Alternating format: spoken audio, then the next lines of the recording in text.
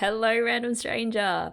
Oh, you can actually see the top of my beer bottle just peeking up over there. Okay, excellent. It's Saturday, Arvo. Okay, we have finally got ourselves here, KyoAni the movie.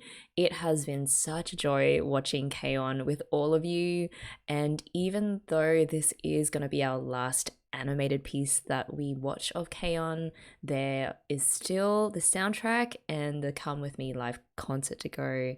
So just gonna drag out that sweet KyoAni goodness a little bit more. I make myself feel better by remembering that it is always going to be there for us, as proven by a lot of you who have watched this entire series through I don't know how many times. Before settling in for the movie, just a few cool notes to share with you guys about the OVAs. First, David Myford commented that some shows like pushing boundaries a bit in the OVAs, an example of which can be found in episode 25 when we get each of the characters different interpretations of what the recruitment video should look like. And they pointed out that during Sawako's little Hollywood romp, some of the images are references to the movie Leon the Professional.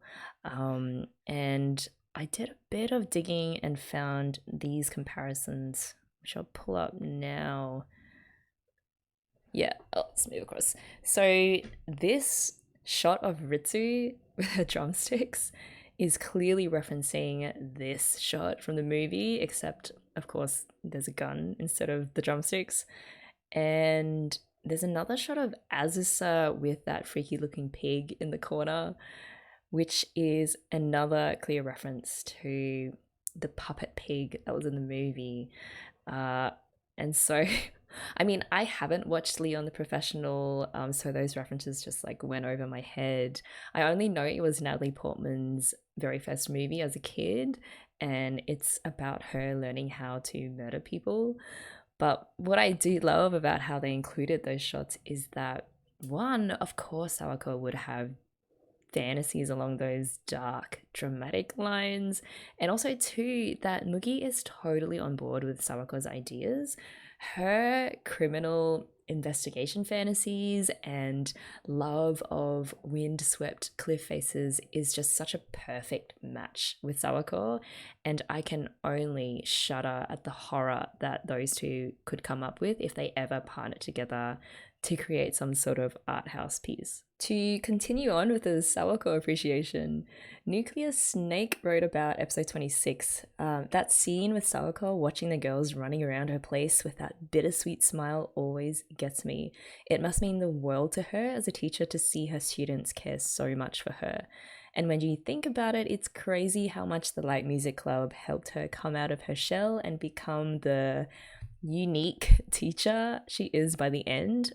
Without them, I bet she'd still be trying to put up the normal teacher act and probably enjoying her work a hell of a lot less.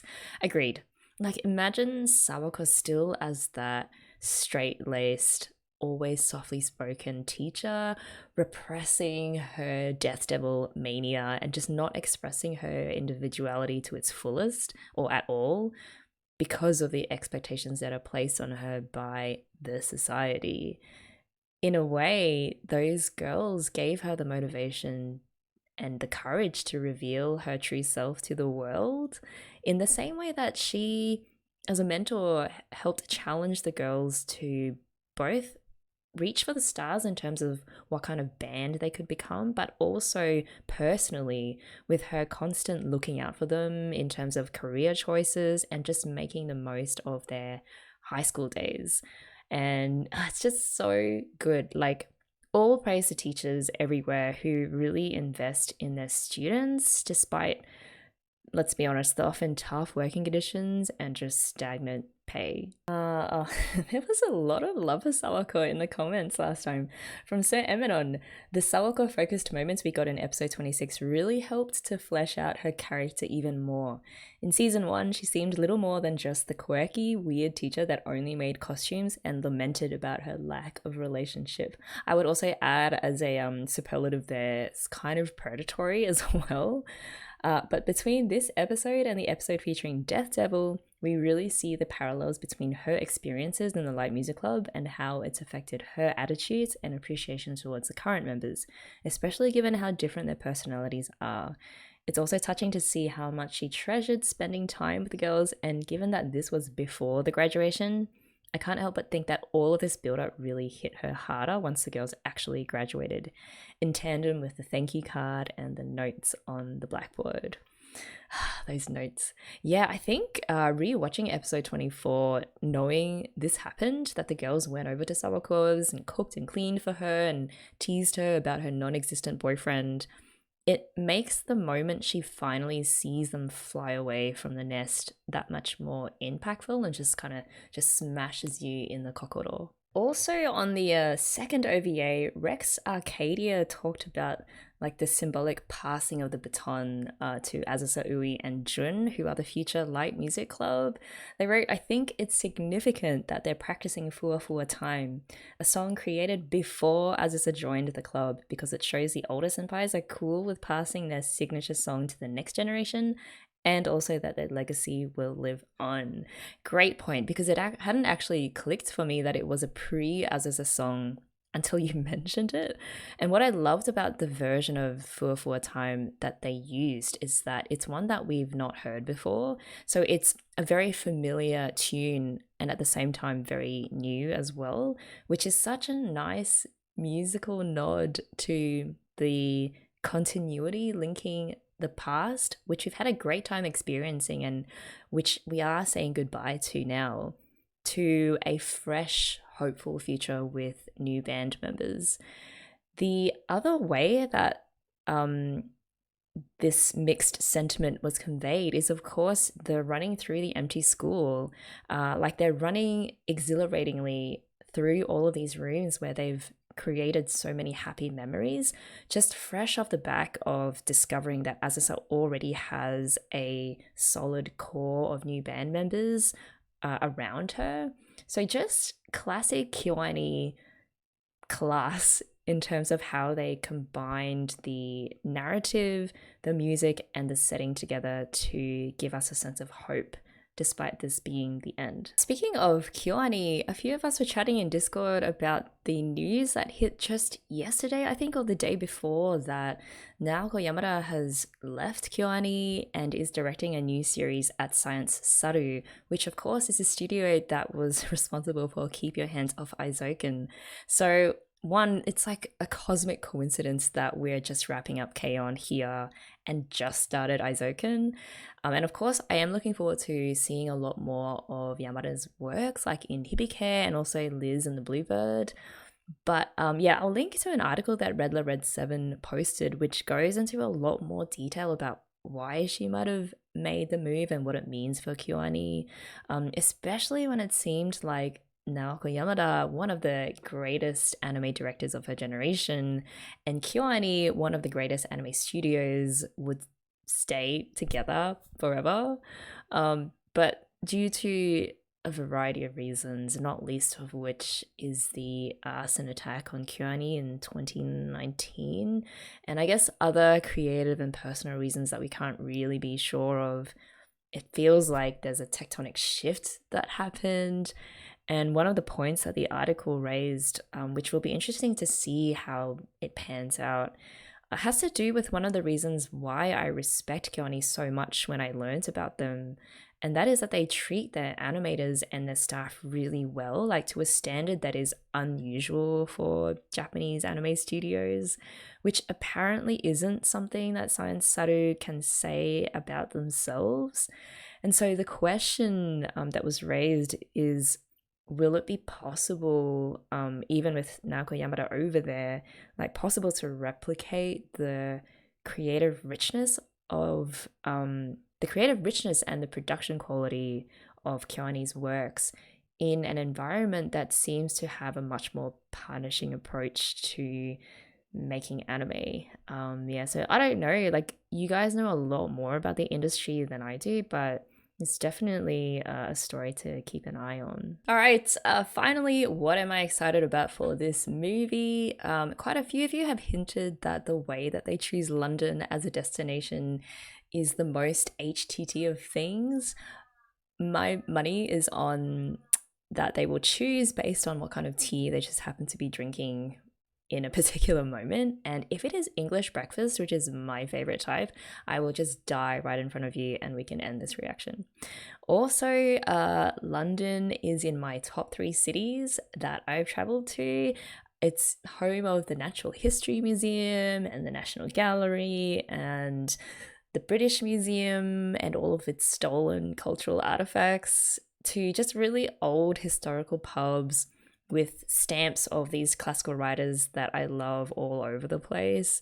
Also, something else I appreciate about London, well, I guess this is more of a general UK thing, but I never had to repeat myself when I asked for a glass of water in the restaurant. Whereas in the States, when I was road tripping over there, every time without fail, I was just never understood, and I'd have to repeat myself and ask for water in my awful American accent, which I will not inflict on you guys here. I mean, yeah, it was just I mean, I love the States, I love the UK, but yeah, London has a very special place in my heart. So I'm very glad that this is where the movie is set. Anyway, I'm getting off topic. I'm very much looking forward to seeing all those London sites, this time with the KyoAni girls. I can't wait to hear more English from them too, plus just to discover the music that they produced for this movie. Yeah, all in all, you cannot measure my excitement for this movie, and so let's not talk anymore and just get right to it. Okay, guys, grab your beers or your teas, anything that is HTT worthy, and let's start this thing. We are going to be stuck with each other for the next 2 hours, I think. Is it 2 hours? Yep, 1 hour and 50 minutes. So, which I wouldn't change for anything in the world. So, if you are ready, let's play this in 3, 2, 1, go.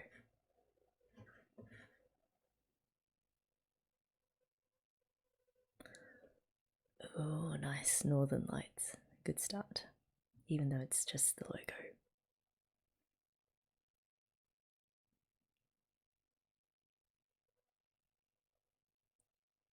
Oh man, I love this is like full on cinematic experience. Except with KyoAni. Hey, KyoAni.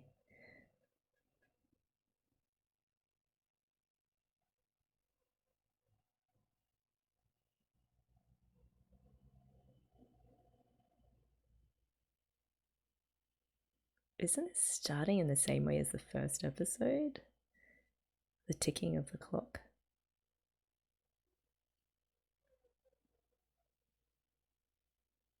That was a photo with Aziz's cake that she made for them. Yep, first episode vibes. Yui versus her alarm clock.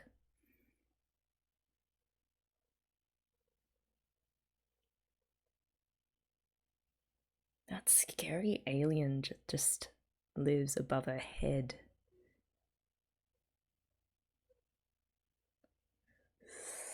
Oh man, Death Devil KyoAni logo?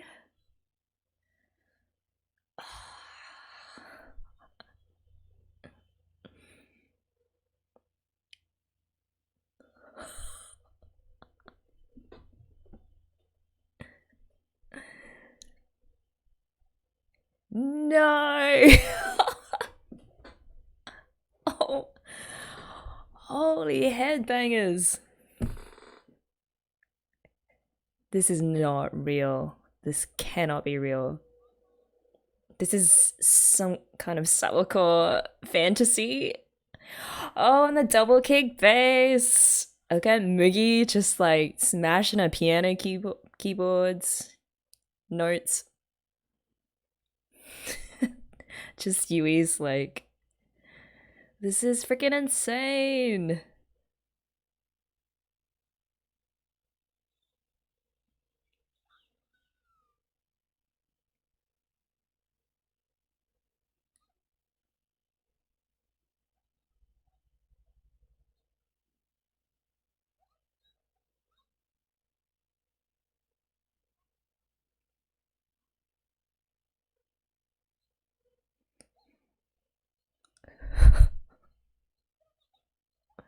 Oh no, don't hurt Muggy's heart like that.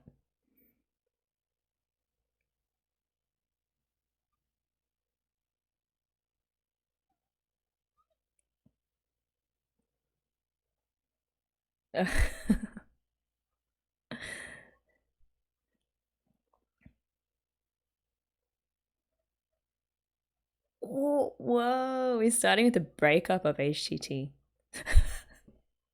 What a comeback.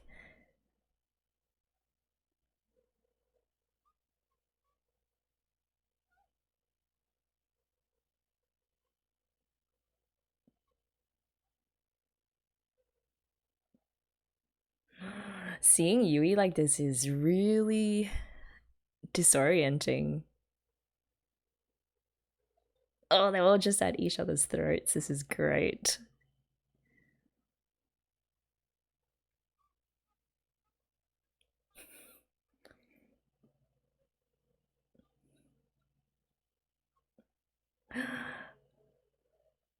They're like, it's okay, baby. Just play in the corner with your toys while the adults hash it out.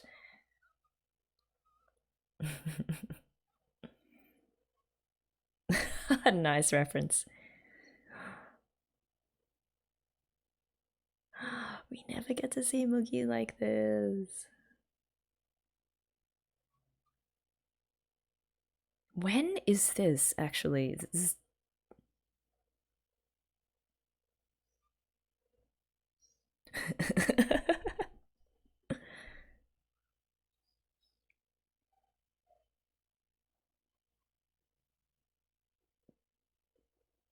Oh my god, it was all just air guitaring.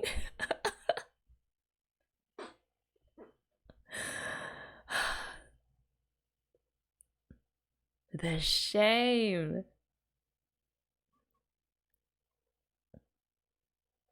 Oh, I see, I see. It's not even 5 minutes in and I'm already dead.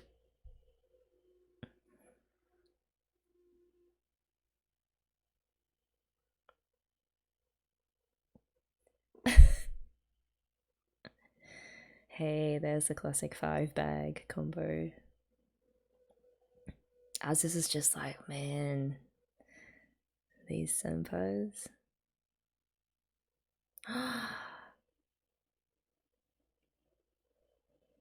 uh, is this gonna be an OP for the movie?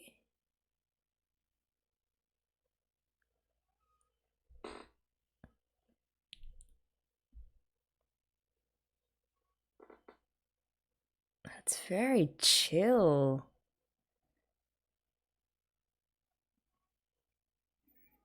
Oh, the strings. I think that's Mugi and Ritsu and Mio together. The background chorus. Okay.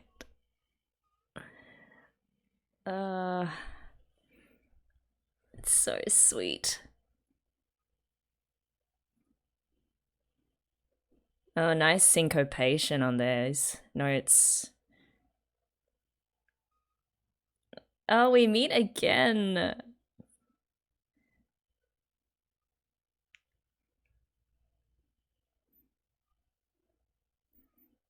I love that. Yep.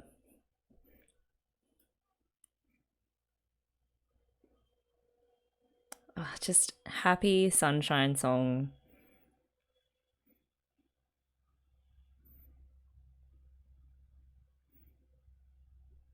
It reminds me of that Beatles song, actually. The name of which has escaped me. Oh, that was... I love that song so much.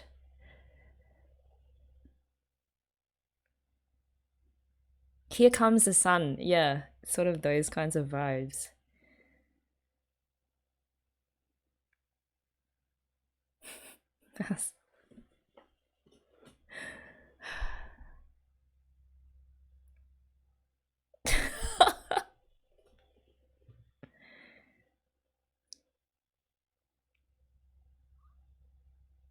bub.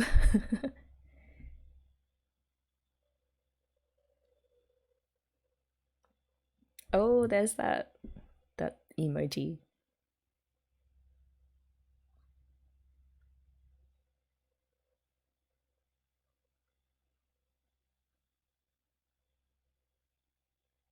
Oh. Eh? Is that Mickey struggling to open a packet? Where did all her strength go? No. What's her kryptonite? That packet must be welded by, like, it's magic. There's no way she can't open that.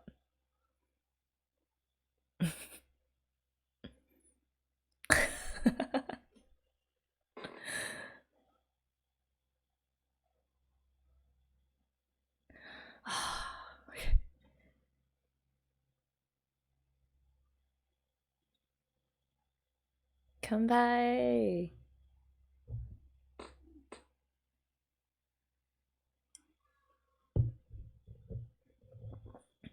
Eh? I loved how they just snuck her in like that with the cup of tea.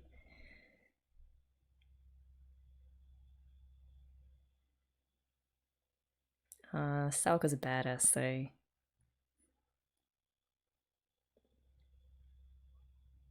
Oh, look at that sort of mixed look of happiness and sadness on Aziz's face.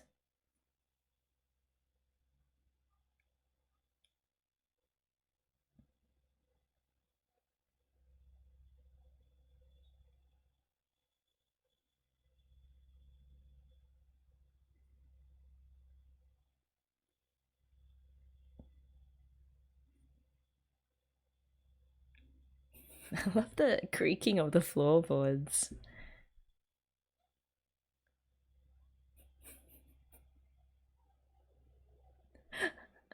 She must be so flattered though.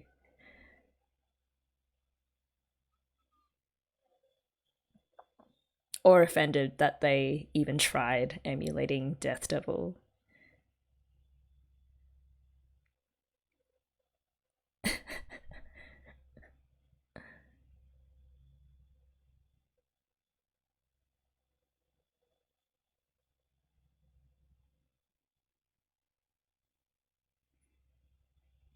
It's always Yui that ends up running off to another direction. There's our cherry blossom tree.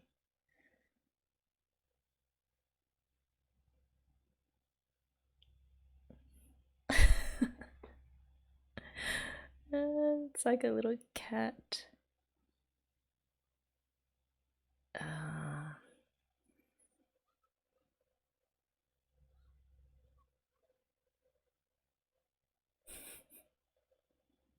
just beautiful piano backing track.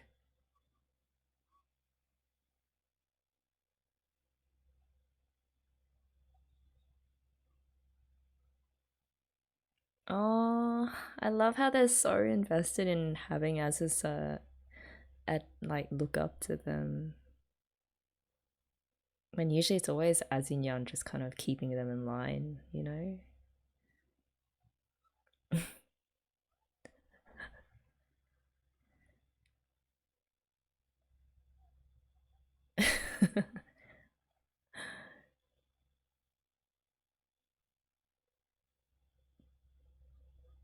Yeah, see, it's always Azinyan that's like being the adult. I think they want to do something in return for her as senpais. Which they did with the song, but this is before that.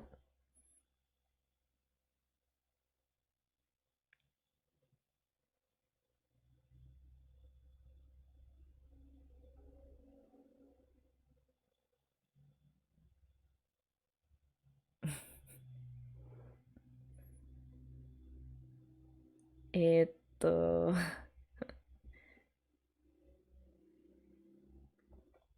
Nothing she hasn't heard before.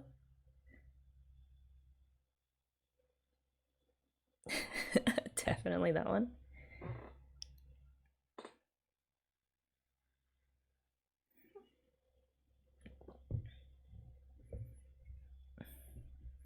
always holding that orange.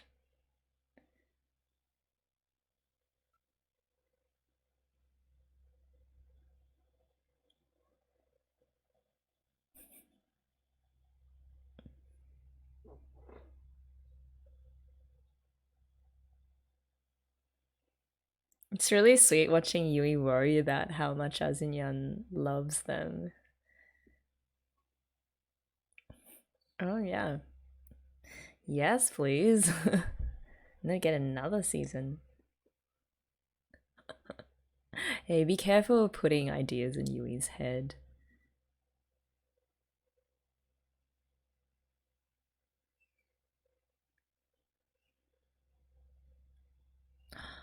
Do we get to see the process of them writing the song?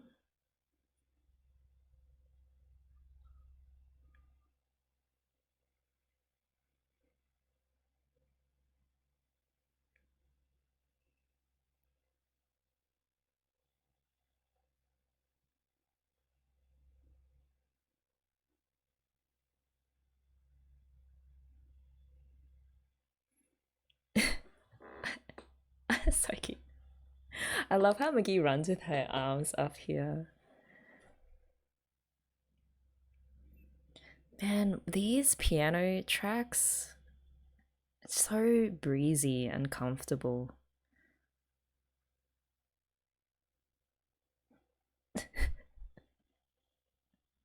Ice cream boy.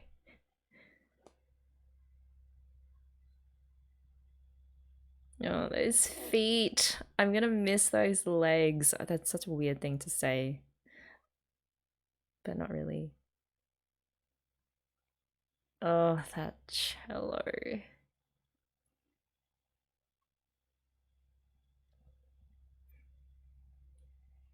Good to know.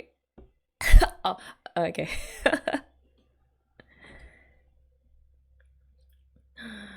Norika, I miss Norika. Just addressing her own fan club.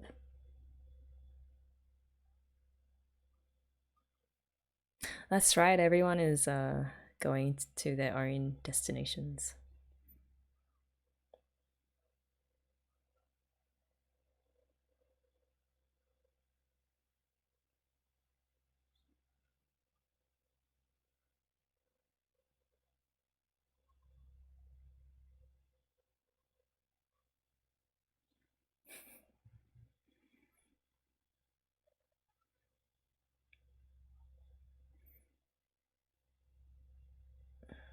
But then Azusa?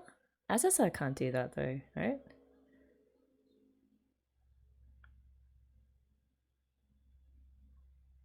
Hmm.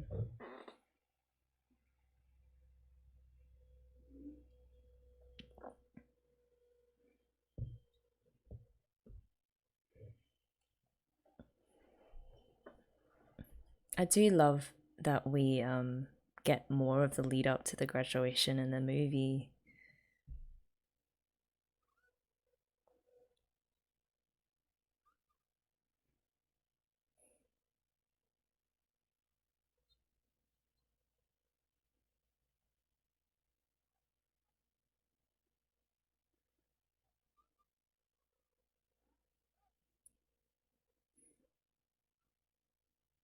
Yeah, keep your wife in line.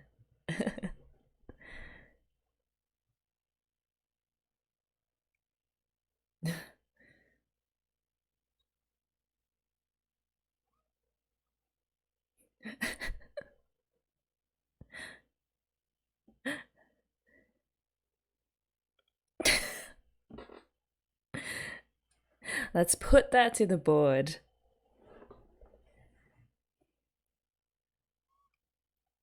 It makes total sense to her.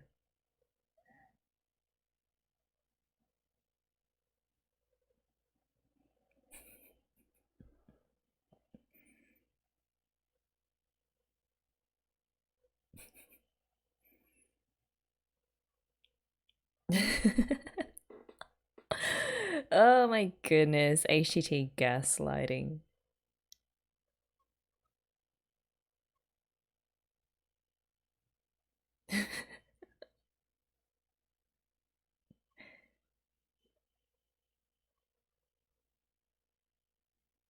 I wonder if Aziz is just assuming that they will go without her.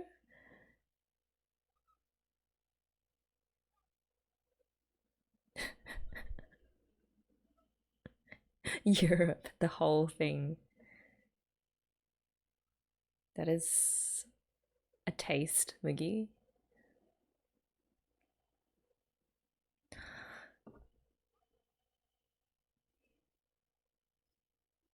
It's gotta be the music then, right?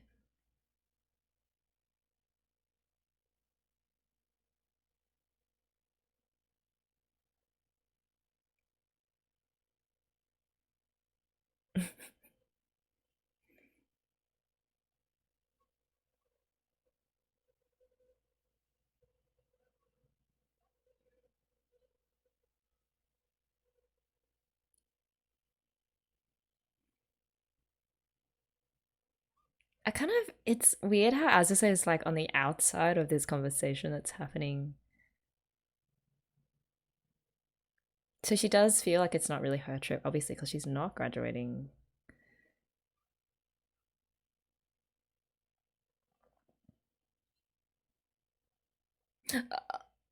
Snakes and ladders.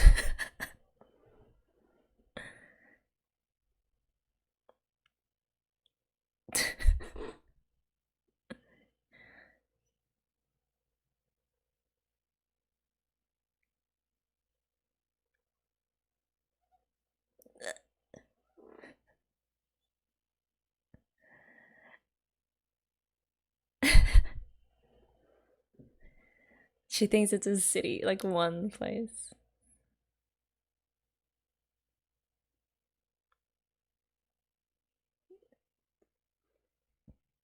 Yui the Slytherin.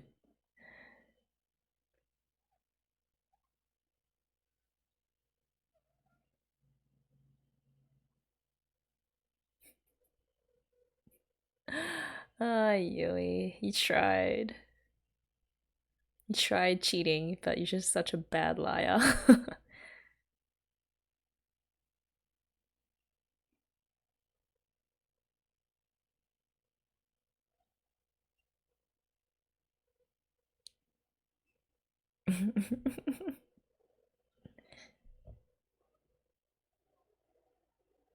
Mm-hmm. Moogie. Damn, get yourself a Moogie who will support you in all of your oh, in your fraudulent activities.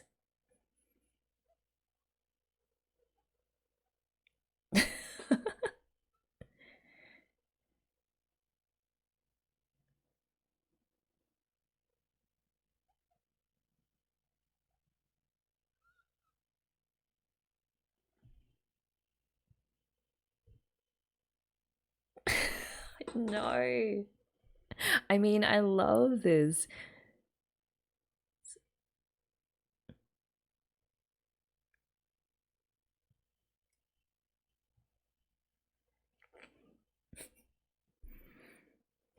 Okay, so Europe is definitely out. Oh, Azus is freaking out.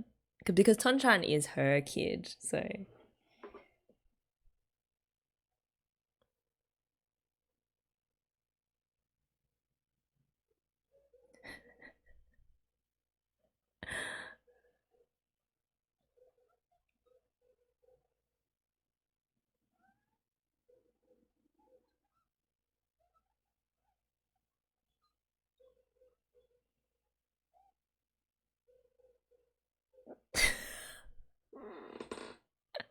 This is extremely HTT.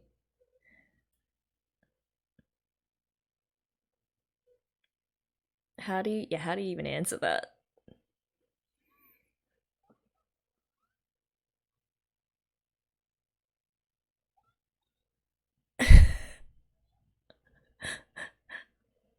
Oh, I mean, if they knew how badly she wanted it, they'd probably just go to London just for Mia's sake.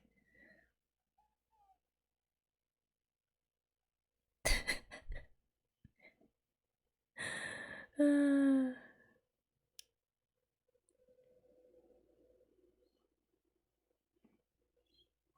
the country of tea.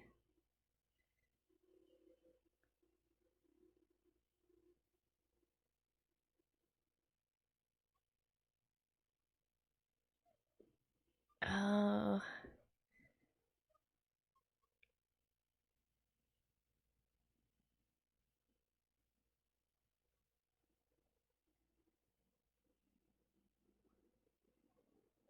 5 days in London. Oh, that's gonna be tight. Yeah, so she did assume that they'd just leave her. And they all assumed that she would come.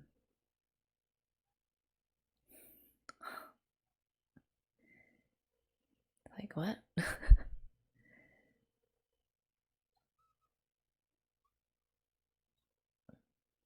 Oh, that's right. They do have parents. Oh, right away.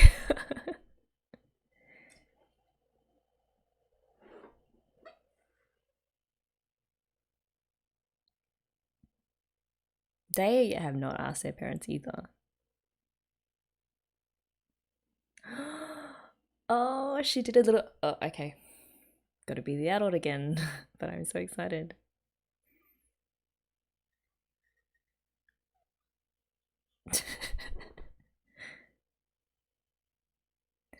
Eh? What? That was. Wasn't that a revelation? Like, Mio's parents will trust Mio to go overseas because Ritsu's gonna be there? That is so sweet. She's already got the parents in the bag.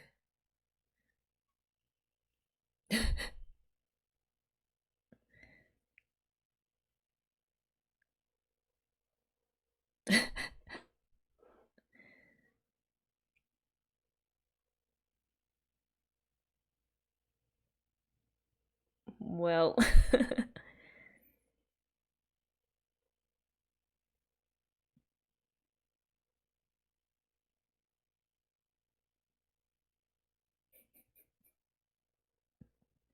to everyone outside. Oh god, Yui. Yeah, to everyone outside of HGT,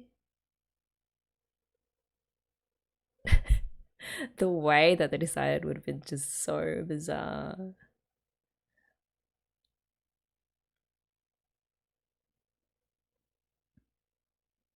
Oh, Azusa, even on this trip, she's gotta be the adult. Or she thinks she does. And also always putting it on her too.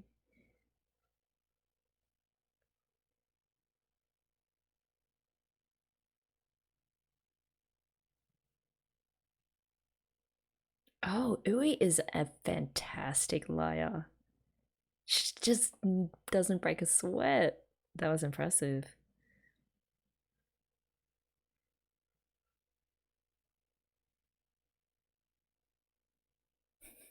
The flight there. Yeah, man, that's such a short period of time factoring in flights as well.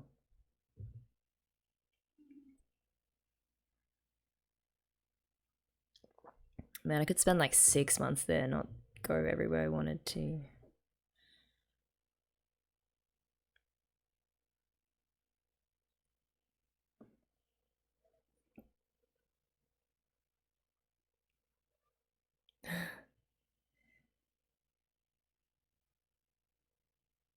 Mm.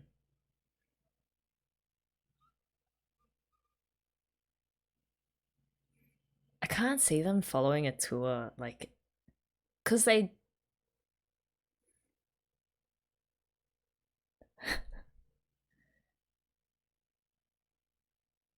tried doing that in Kyoto and that didn't really work. Oh, more of the occult club. Loving those Harry Potter robes.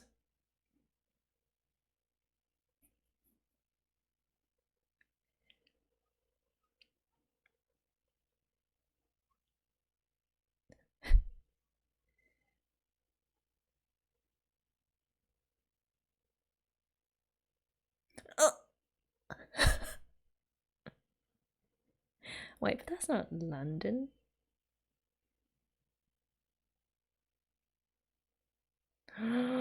These girls just taking advantage of Yui's open mindedness.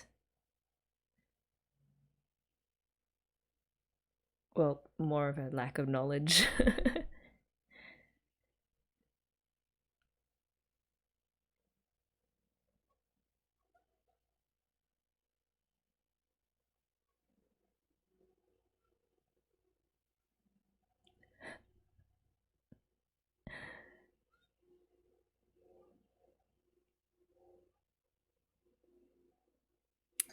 Oh, as is, I guess she does enjoy being organized. Well, she'll know she'll be pretty stressed out handling these four.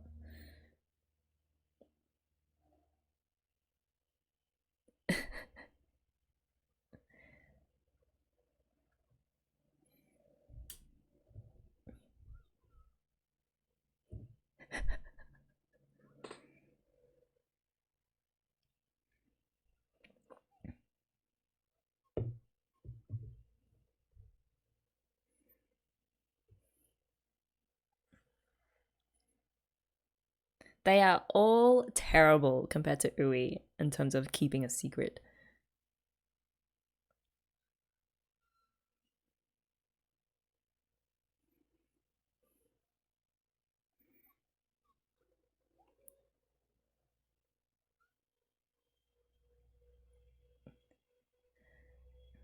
Oh, I thought they'd get Sawako to kind of help him out.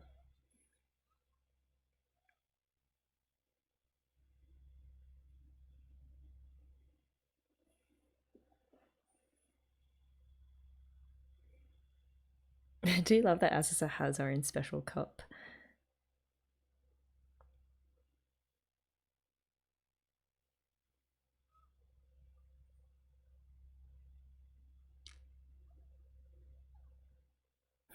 Mud stain.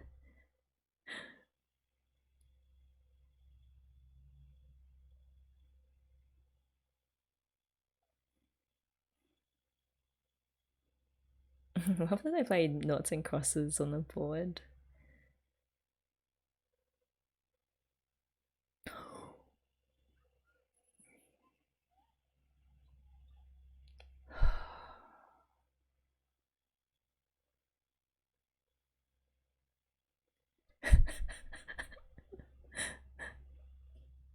Mickey's like, yeah, I heard it too.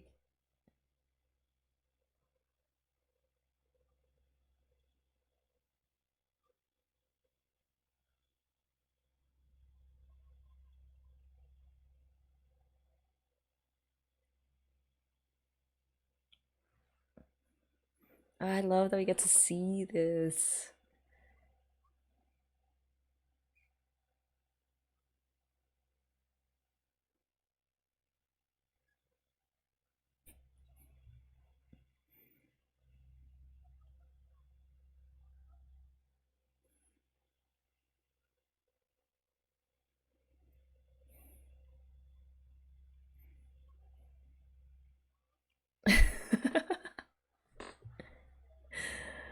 uh,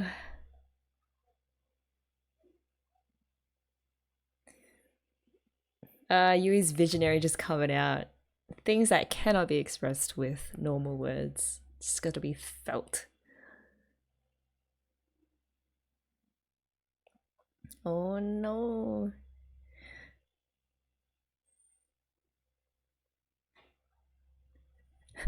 It is a miracle that they managed to keep this a secret.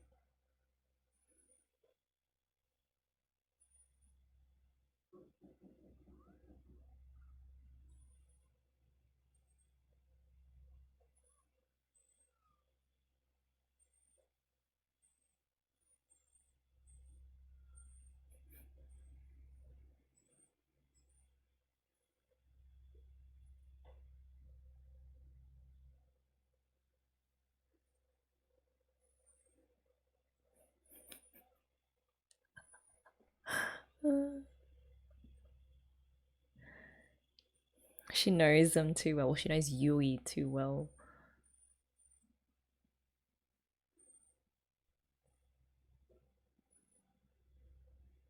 Oh no, she's gonna start worrying that something bad's happened to them.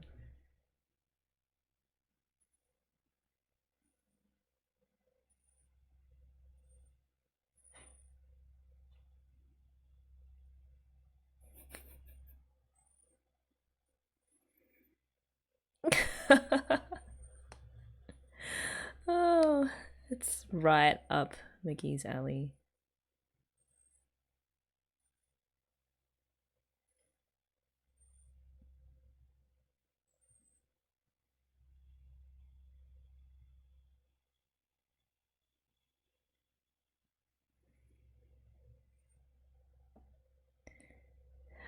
No. Oh, too many snacks.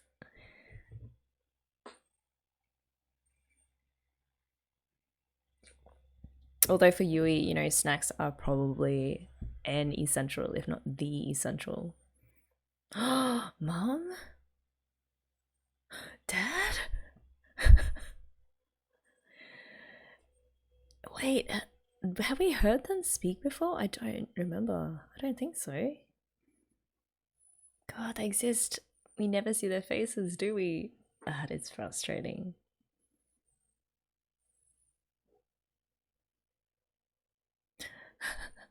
Oh, there we go. Oh, they're such a cute family.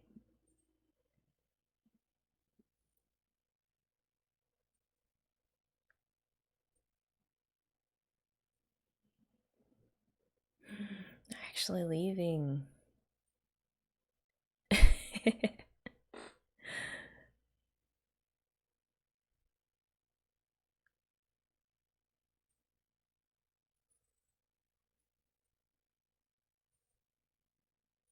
Yeah, it is interesting that they all decided to take their instruments.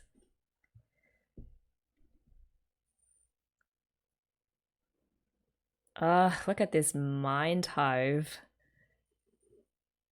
But I don't think Mickey's going to be able to bring her keyboard.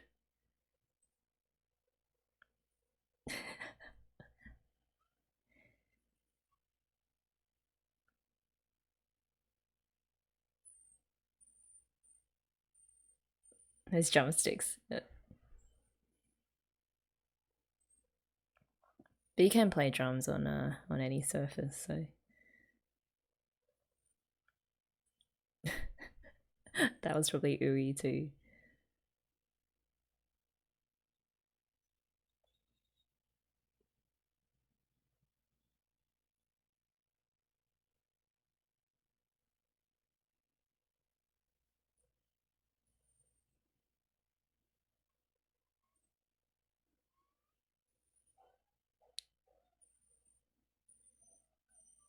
No, girl, your keyboard's massive. Okay, travel montage. I mean, this is some great vicarious living because I haven't traveled for so long. A lot of us probably haven't.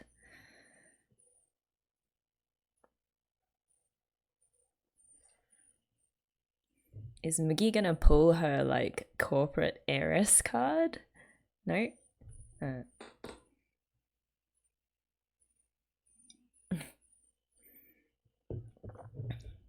An evil walker.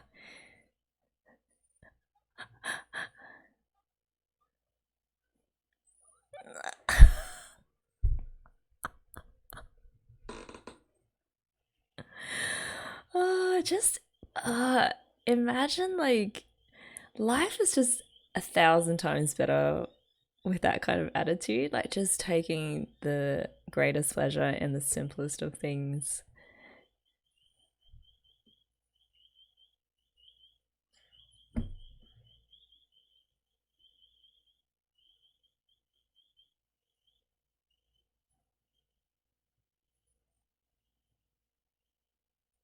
Oh, really old school plane.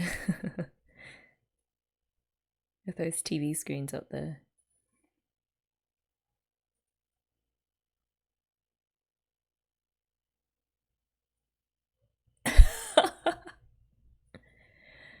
I love McGee.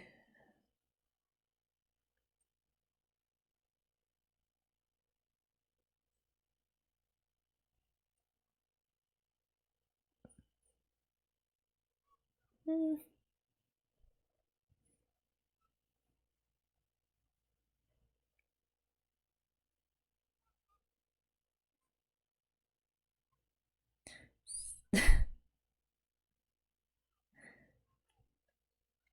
I guess it is like how, Asia's always in the future relative to people in the States and Europe. Sort of. Oh, this. Okay, so it feels like this is their first overseas trip for most of them, all of them except for Miggy.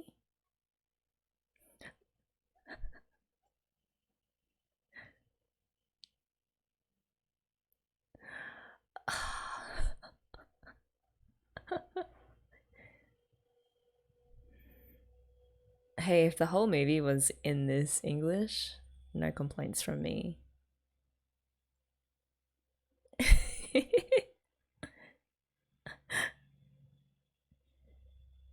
Ah, chicken. Wait, is that wine that Ritsu's having?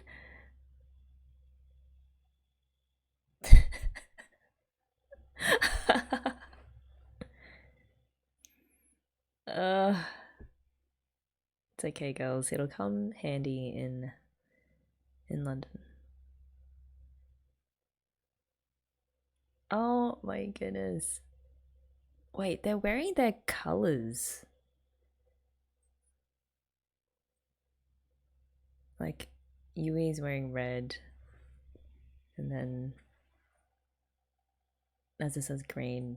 But why is Ritsu wearing blue? Well,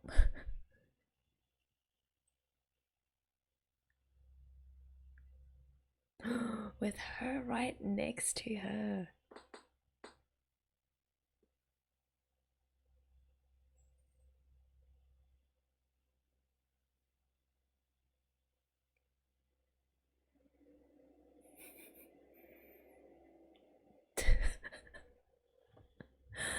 It's the worst when that happens on the plane. But I guess because it's Yui, it doesn't matter.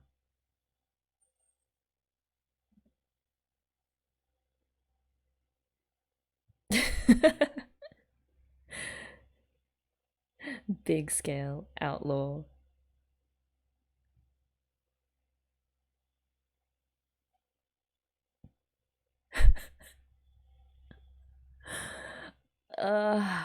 So awkward. This is surpassing any level of awkwardness that we have ever seen with these girls.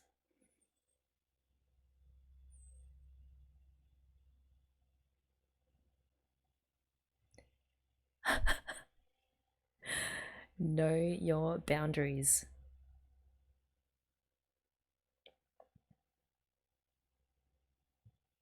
It's so cute.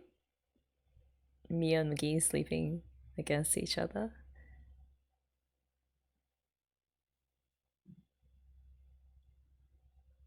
I knew she's gonna worry about all this stuff.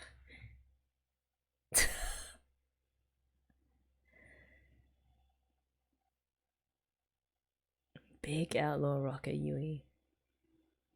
Great career choice if that's what she ends up being. Wait, why do we have Scottish bagpipes? Oh my god. Oh, and the old lady with the hat. English people, please point out any amazingly obvious stereotypes in this movie, because that'd be really interesting. Oh no, Yui is gonna get herself arrested by immigration.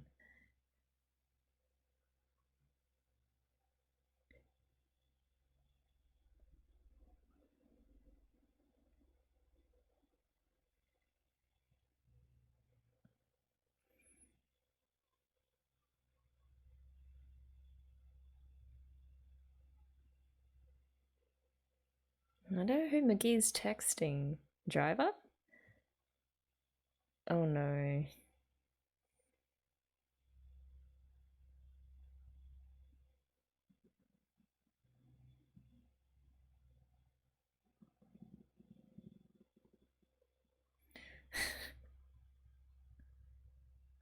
No, Ritzy.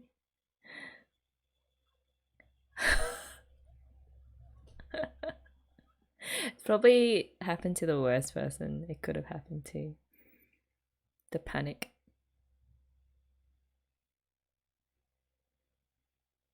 Oh, here we go. The cabbies. Oh, they might take the tube.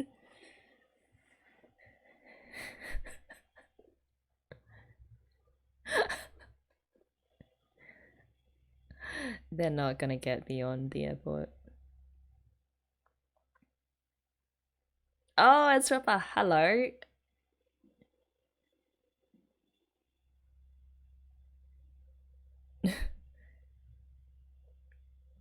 Oh, they have automatic doors in Japan.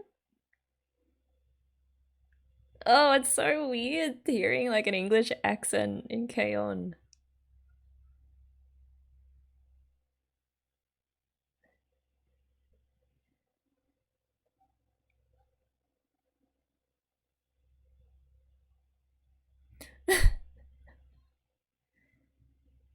That's the wrong one, isn't it?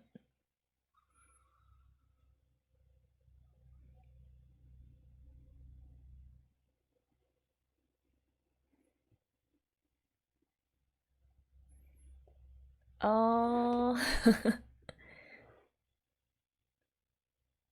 Yui, you lucky bastard.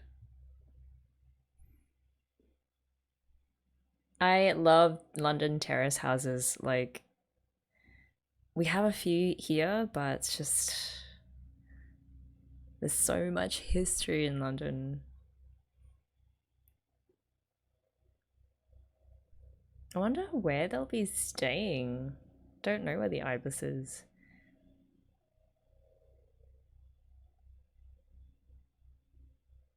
They're like some more central London.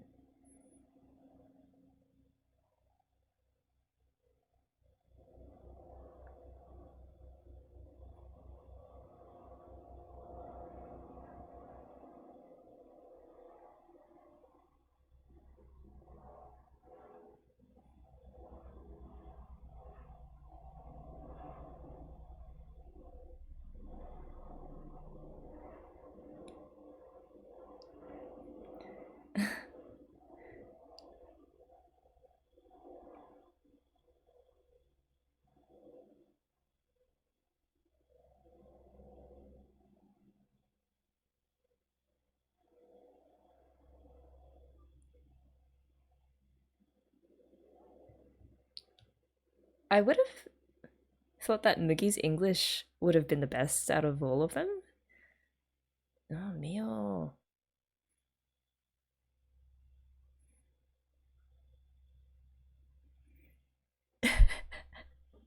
So I'm still not used to just hearing so much English. That is so far.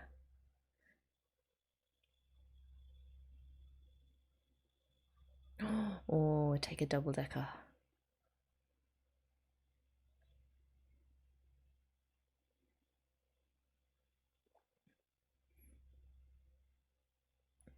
I guess these are the days before you had like transport apps and stuff, right?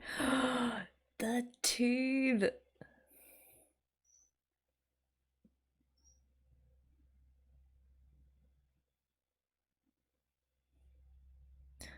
Uh,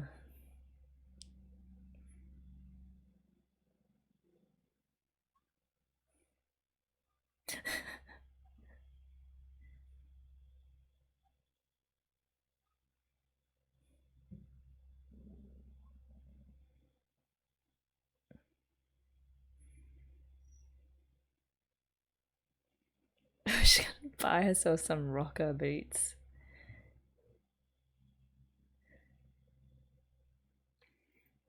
I can't believe we're seeing KyoAni girls take the London tube.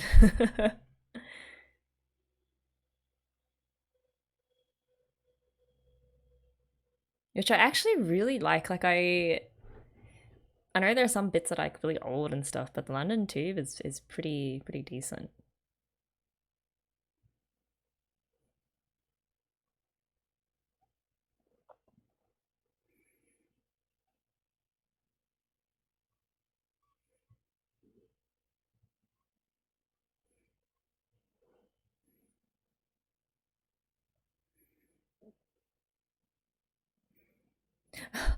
Oh, oh, don't tell me they're gonna end up eating sushi in London.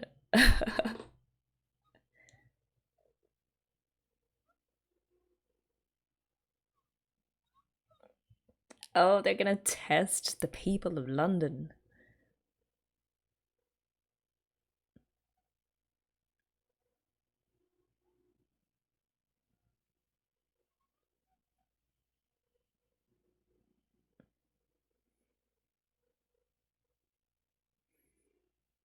The airport trauma.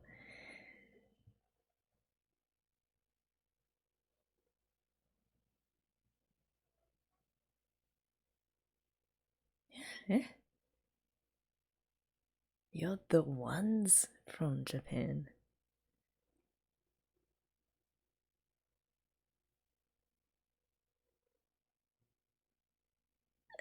The voiceover is so weird. The English doesn't sound quite natural for the actual English native speaker. Welcome to my establishment. What? Oh, are they being. Wait. Do they expect them to perform?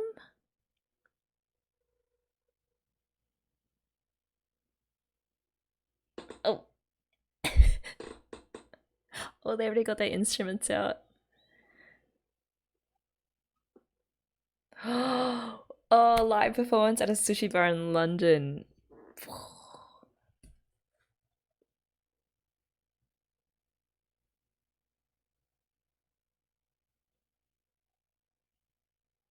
No, she's explaining that she needs her keyboard.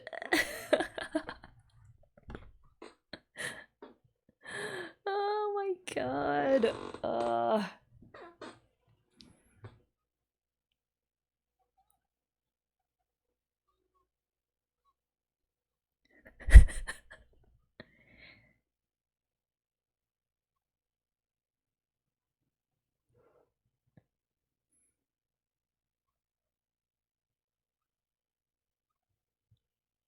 Oh, Ritzy.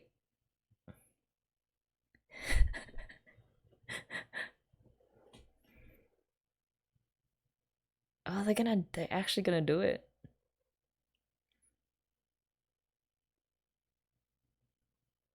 This is gonna be their Beatles moment, right?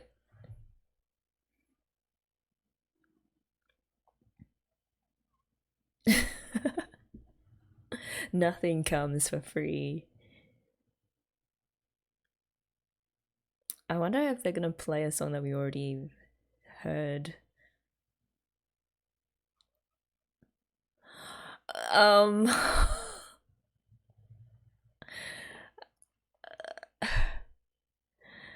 I mean, okay, there's a little bit like stereotyping, but okay, let's go with this.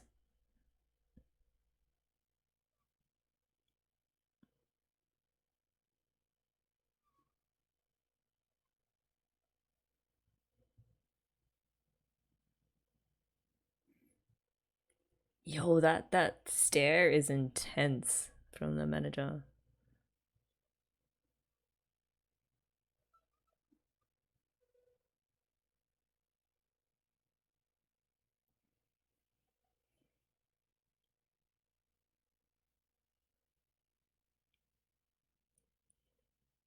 They're definitely expecting like a full-on professional band, and then they got high schoolers.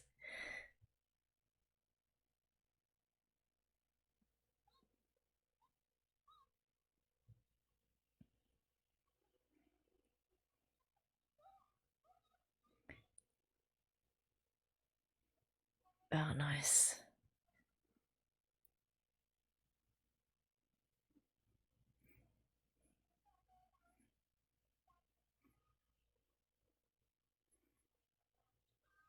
Ah, nice.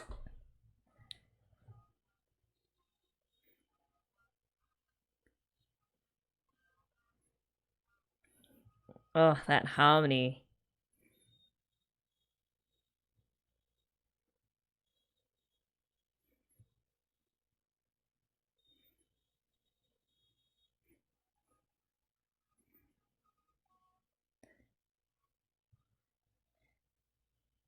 Is there another Rise song?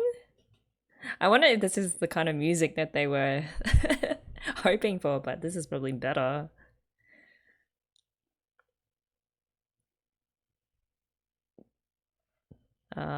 Killed it. Of course I did.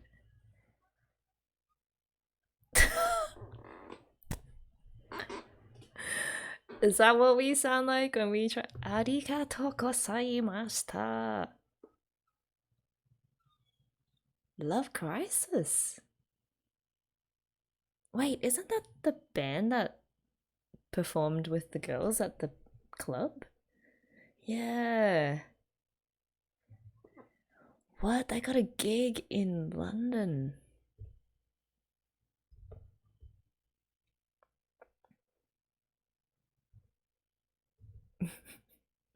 Didn't even get sushi.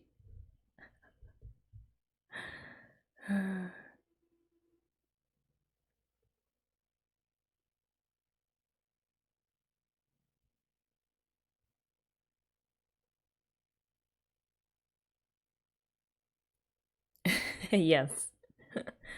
That is the price of food in London.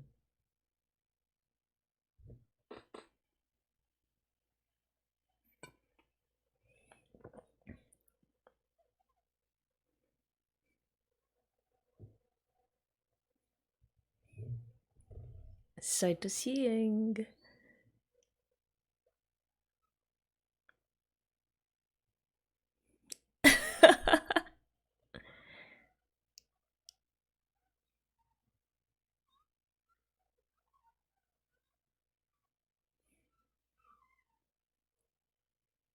Moogie's face.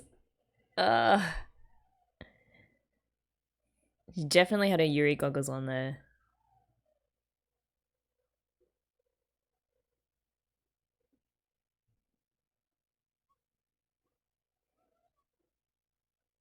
Yo, they took their spot, their gig spot.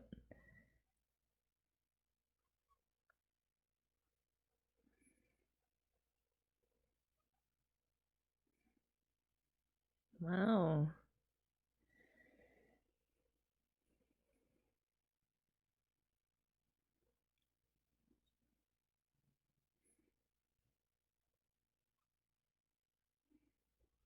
Maybe they can get them some sushi as well while they're at it.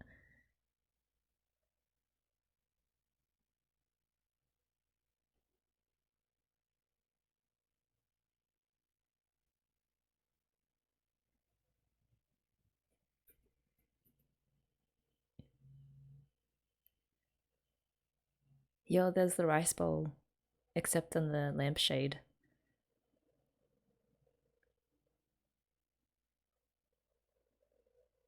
Girls, you can buy food from other places.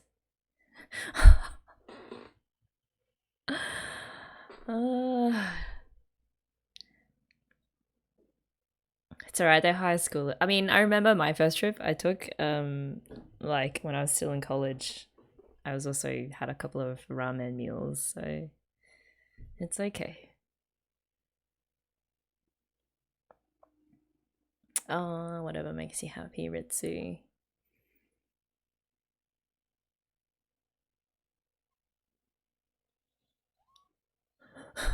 The voltage mismatch.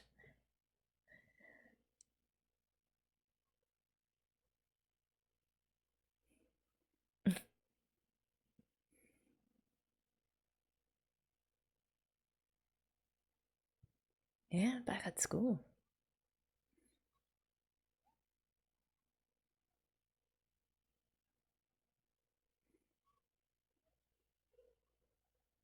It's a nightmare.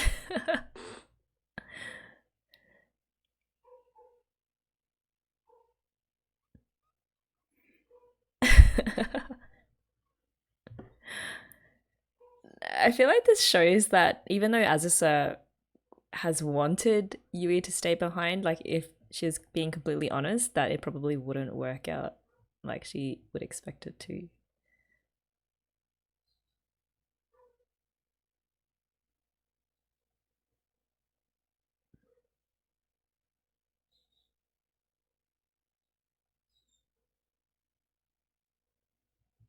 Oh.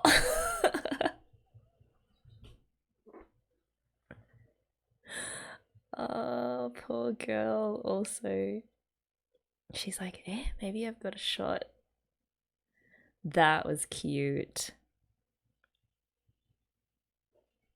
Hey, Brompton Station. Oh, nice. So much music in this movie. Love it.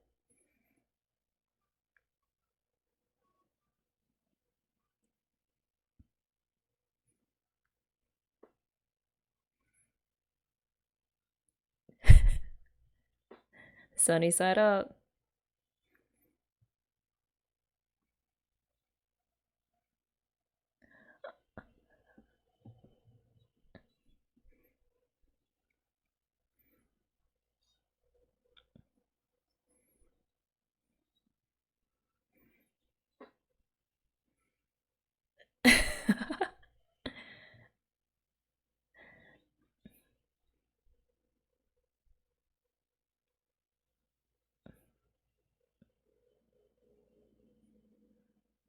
I don't know which park that is.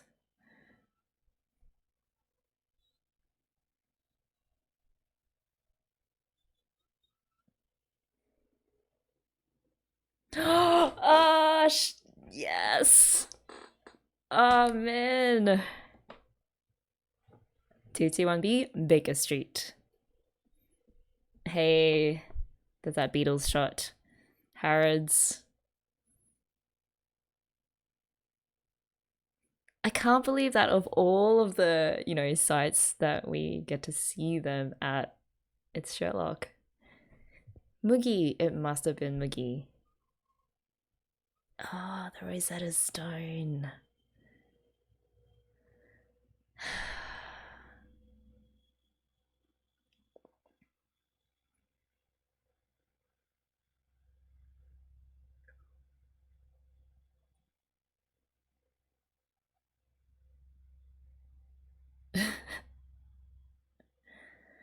Oh man, that was the big gun.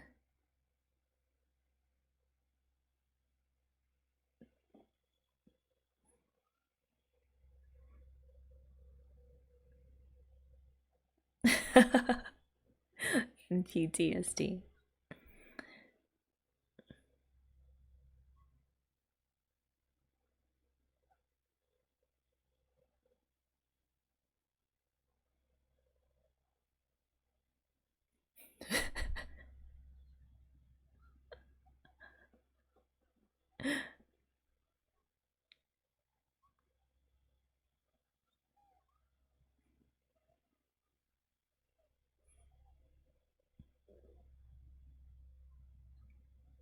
I love this, like, it's really folk backing track. It's very different to like the music we normally get in the KyoAni episodes. Oh, I love this place. I almost killed myself like eating here.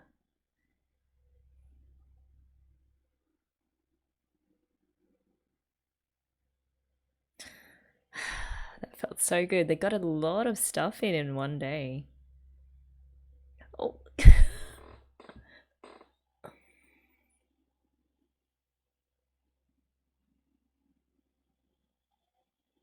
Oh. Yo, she left elbowed her.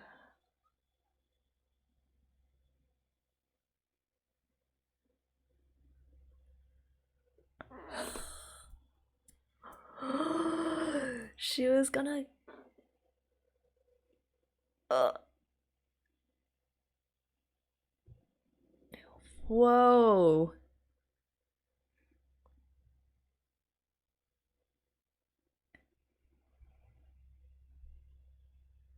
And Yui is just completely clueless as to what just transpired.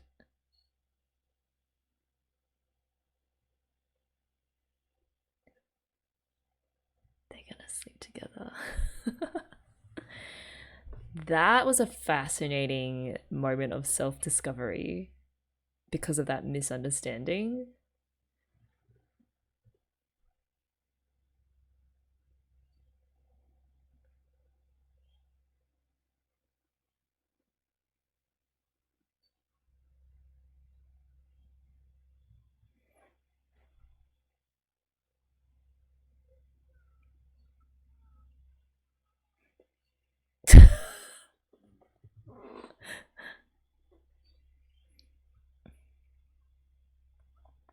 I mean, they could totally work that into a song and it would still be amazing. Building a legacy.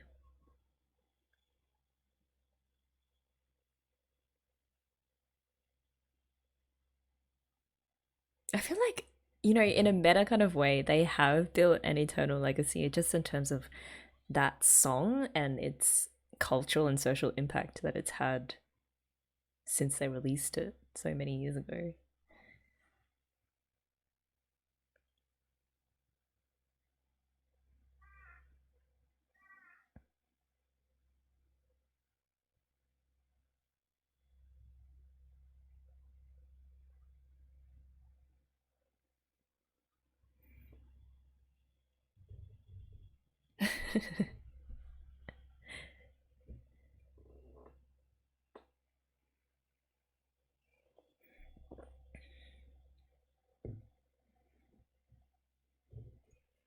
Ritzy Shorty.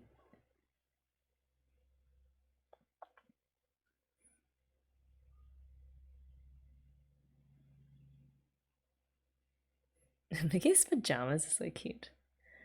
Very princess like.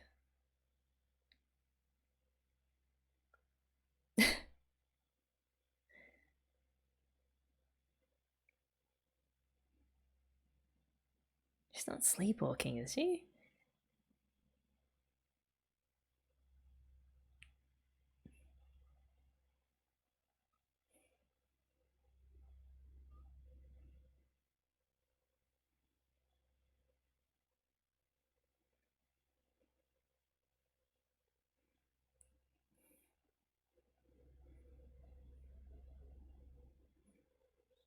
She's awake now. Revolving things.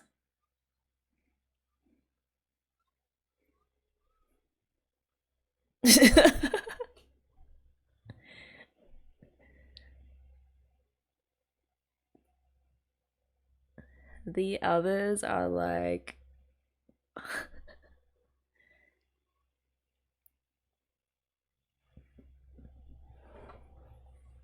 me as I am Mio whenever I get like strange phone calls from numbers I don't recognize.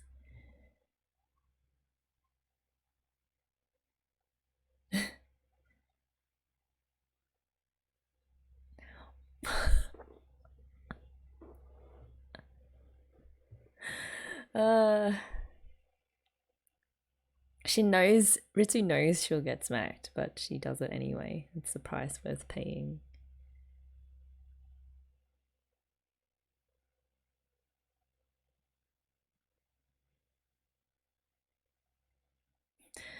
Damn, every single night dreams about Yui. It was a pretty serious condition.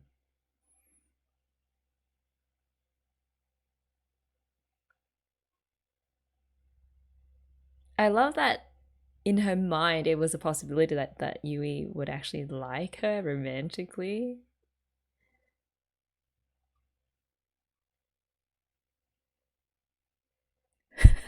That is the angriest bite of toast I've ever seen.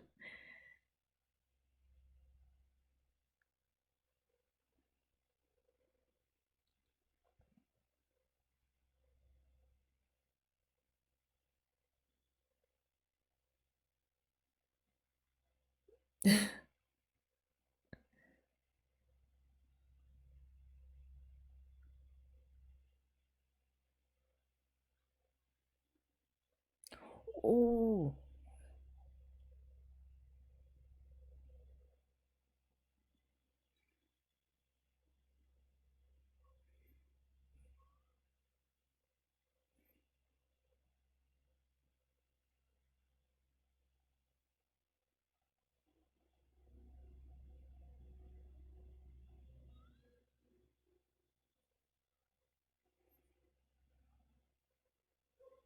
What? Where? Who are they running from? Tower of London.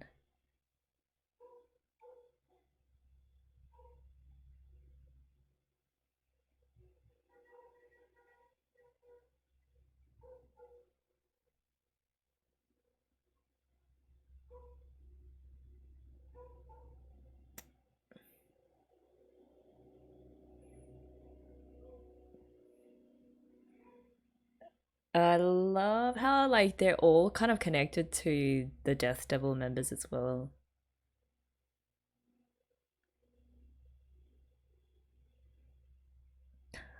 Another gig. Man, they're working hard.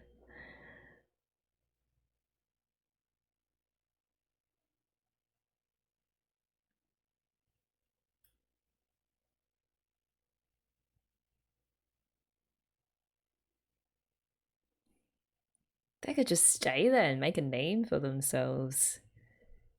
It's a good question though.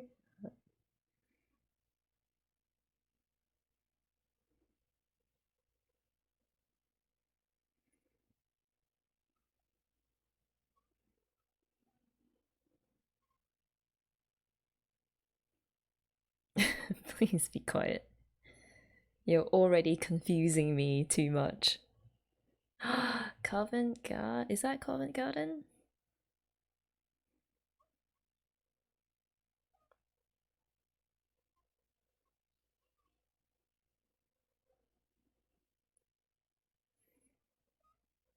Those two, man, Yui and Magi, it's like they jump on new things or new weird things first, and then the others sort of follow. Oh,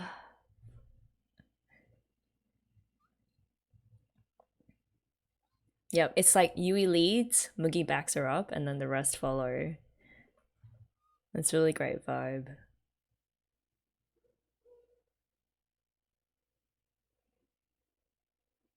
That's so quick already.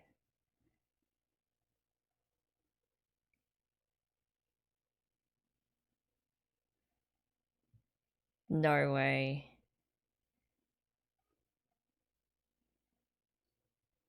That is not enough time.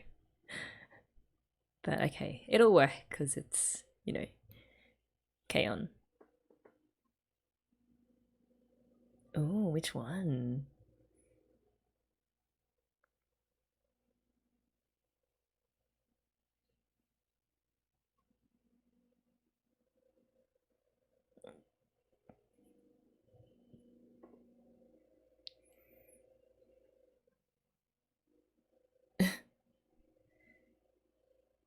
Jeff Biscuits.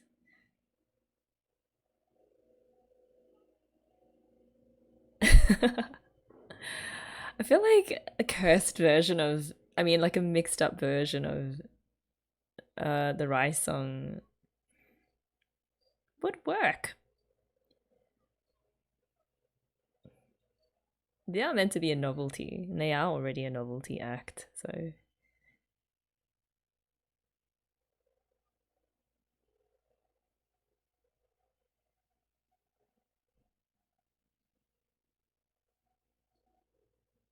That's the thing with music or anything creative you're trying to come up with. It just sometimes it just bleeds in your brain and drips and drabs, and you've got to piece it all together. That's hard. Oh, she admitted out loud.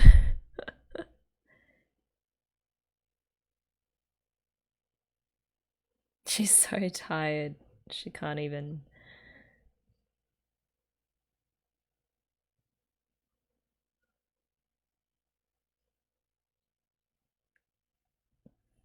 she had it sent over.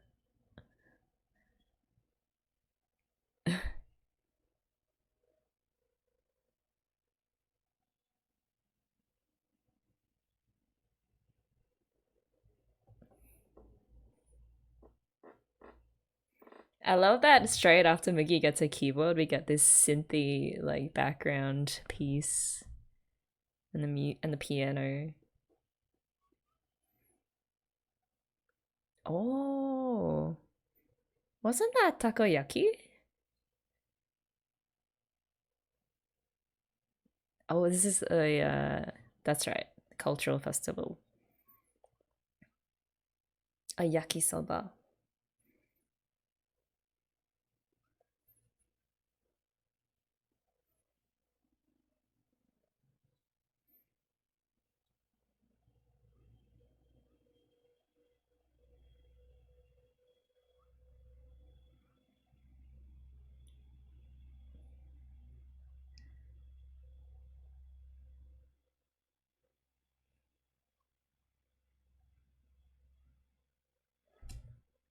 Different stages. Yeah.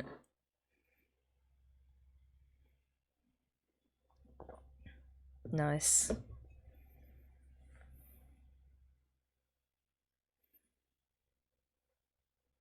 That's, I mean, something that I haven't tried before, so yeah, it's facing the Thames as well.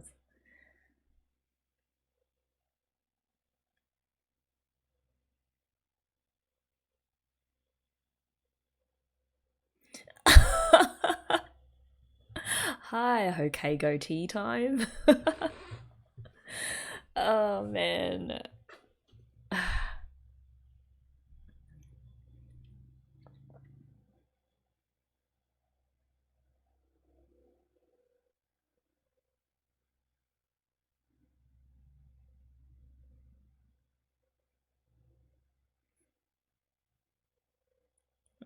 The iconic Muggy hair flick.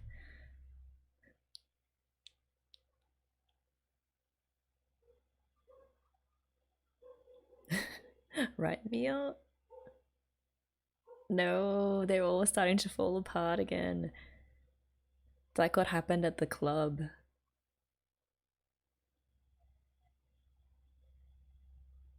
Is that Sawaka? It's gotta be.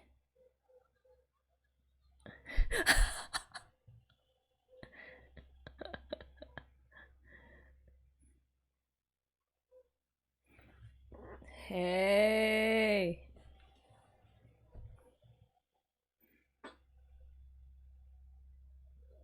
Oh, it just feels so much better when she's there with them. They're gonna be fine now. They've got their mum.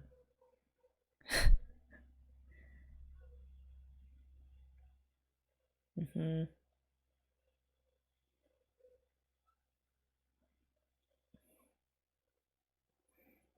I love that she leads with the reason, well, I had to use up my free miles, but you know that she's there because the girls are there and she wants to support them, right?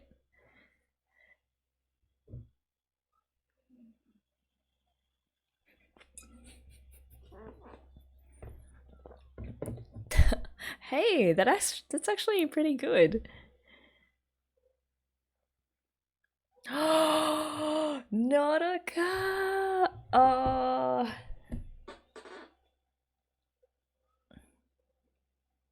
I mean, their school uniforms. Wait, they were still wearing their school uniforms. It just hit me. That is iconic, so it should stick with that.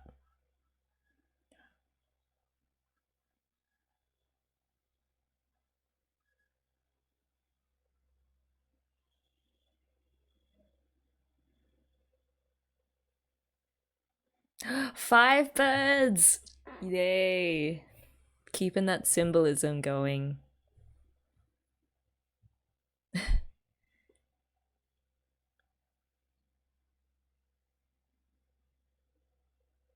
Are we gonna have a scene of them like rushing to the airport with the music on? That'll be very, very KyoAni.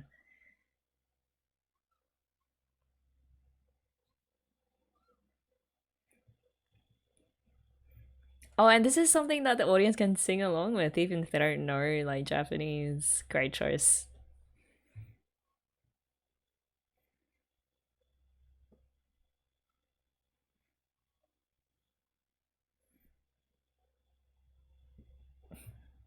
Come on, it's so much like original. It's perfect. No need to change it.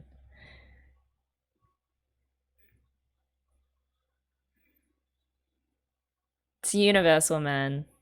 Just the energy of this song.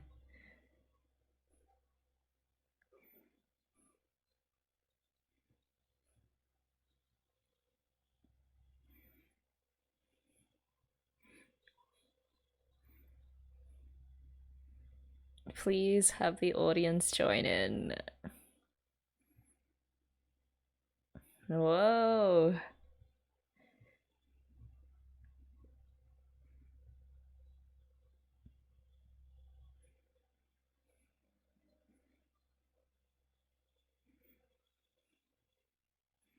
Ugh, just having the time of their lives. Oh, beer bottle.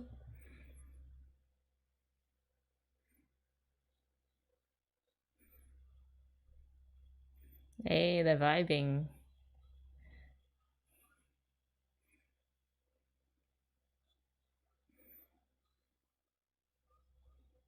Wait, was that the baby singing along?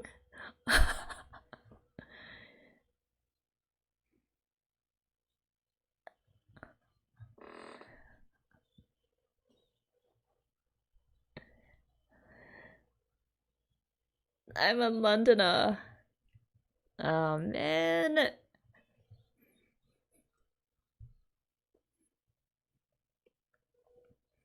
Yo, they definitely missed their flight. But worth it. Again, it's all worth it.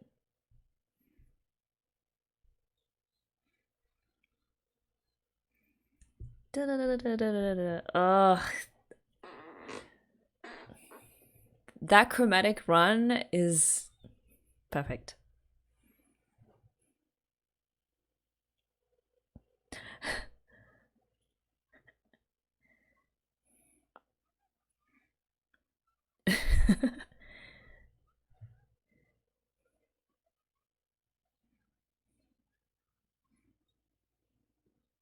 Wait, so Sawaka literally just flew in for that one day and then is flying back with them?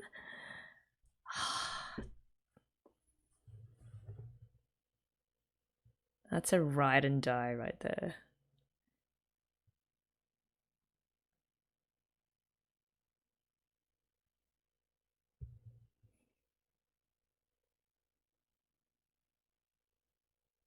Oh.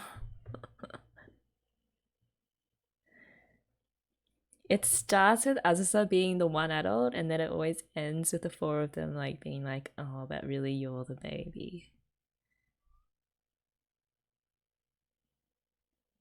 Oh,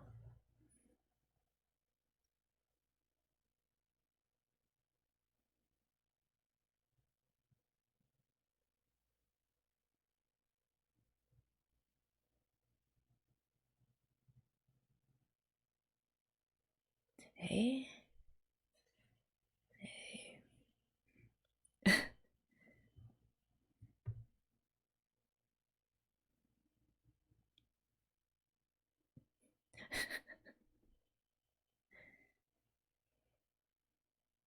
again, such a important message delivered in such a fun way. It's a beautiful shot. Just be yourself. That's the best. And we're back in Japan.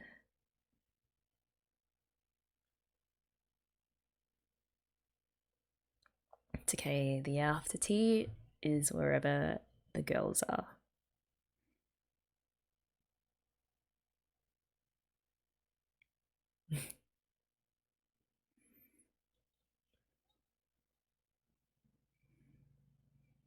Oh, just racking up those superstar points. She sang along.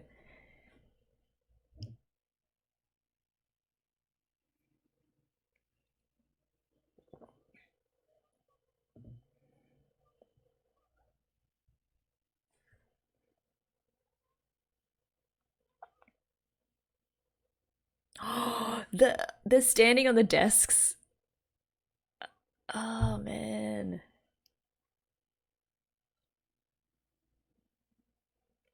Who's that random?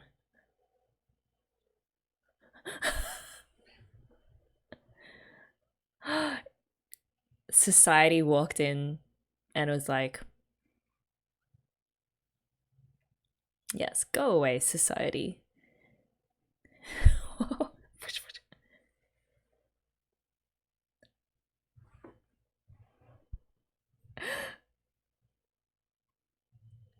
One day, Sawako is going to be whoever that was. Obviously, Sawako reports to him, but she's definitely going to overtake his job. It's just a matter of time. Oh. Him! Oh, man.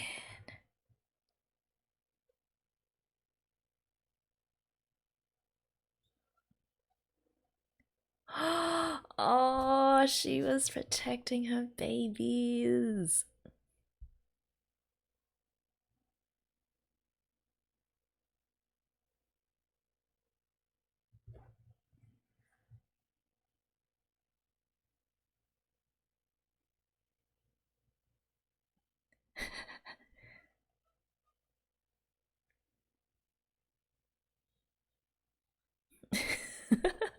Tainted by association.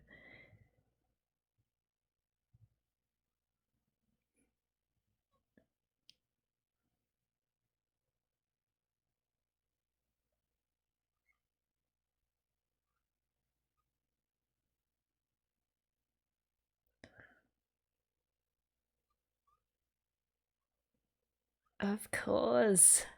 What? Oh, she's so fired up, as she should be.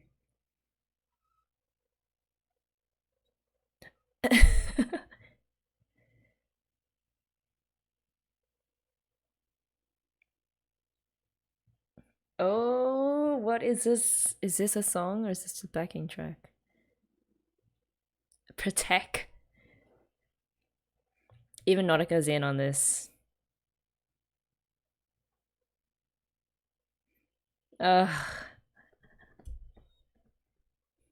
Oh, nice.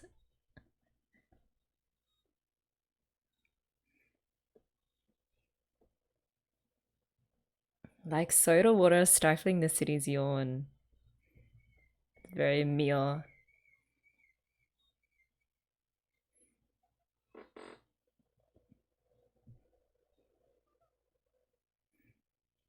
Oh, I wanted to hear the chorus.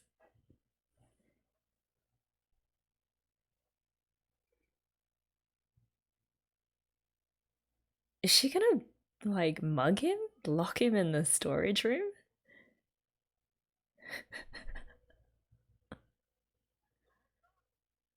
Oh god.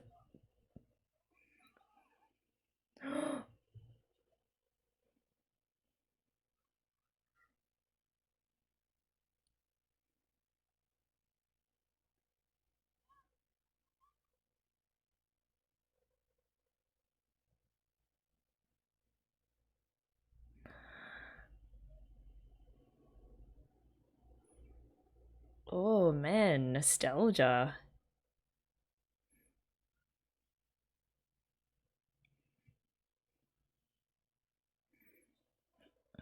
This you and I? Yep. Oh.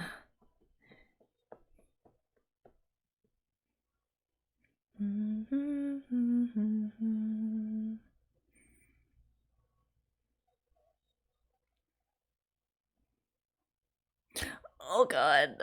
Oh, she's going all. She loves them so much. She's not even worried about what this is making her look like. She's no shame. She's just got to protect her girls. I feel like this song is also about Sawako too.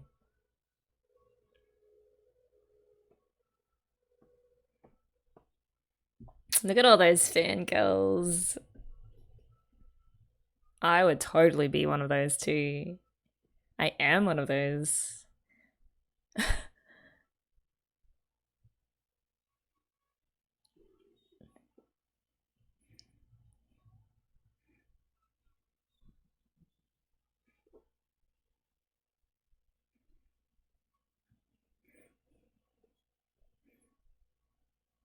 Oh, I love the harmonizing of those guitar parts. And they're facing each other. Just that musical soul connection.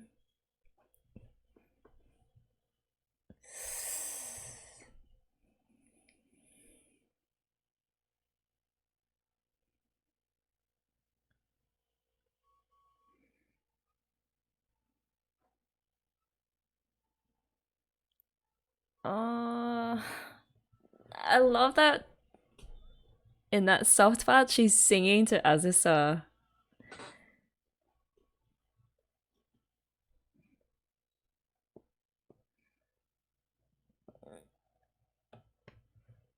Ew. Oh my god.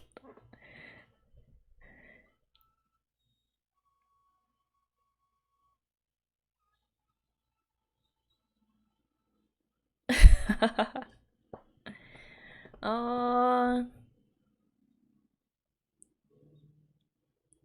Okay, yep, just keep going. Keep going with it.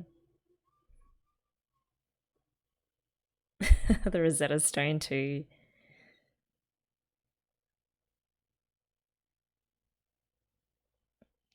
Whoa.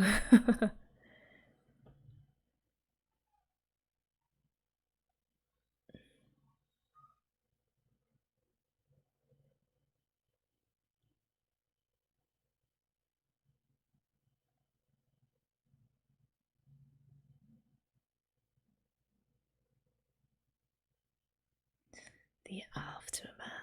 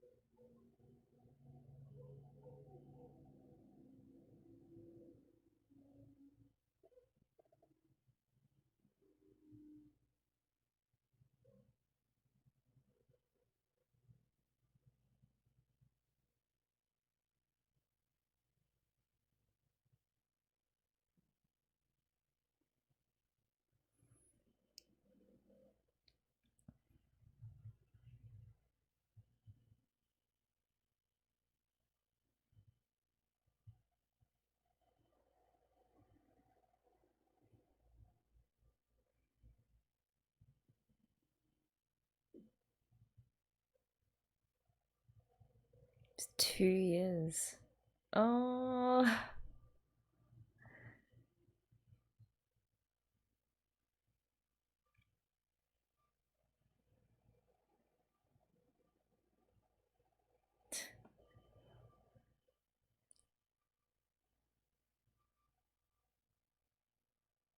Oh, and the oh god, this is how they get the lyrics. So all of them did write all of the lyrics too.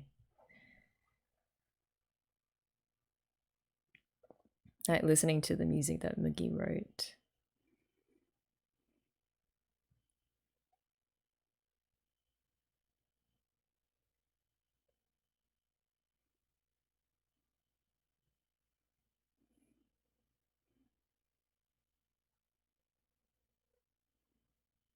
At Ritsu's room.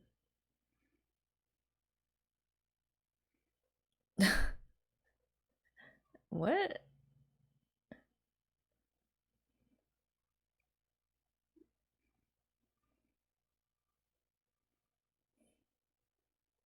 I was gonna say, is that news? It's just different kind of strange.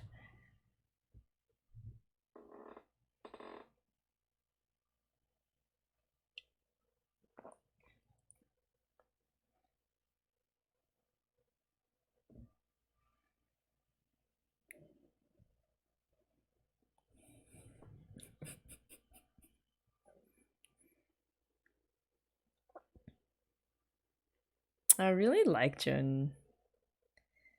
Just really playful nature.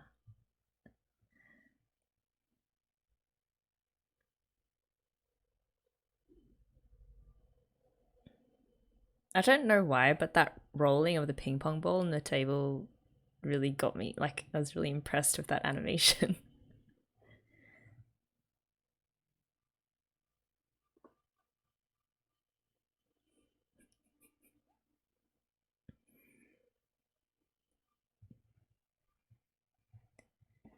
Nasus is so concerned with Yui actually graduating. She's a really good friend.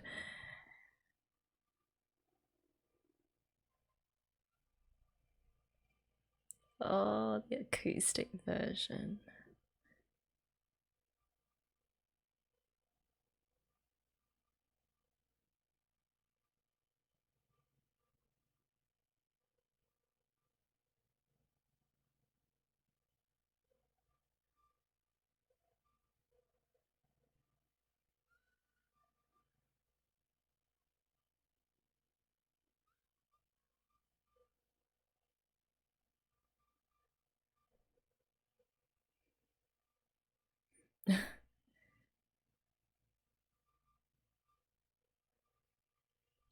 That is a terrible cover-up job.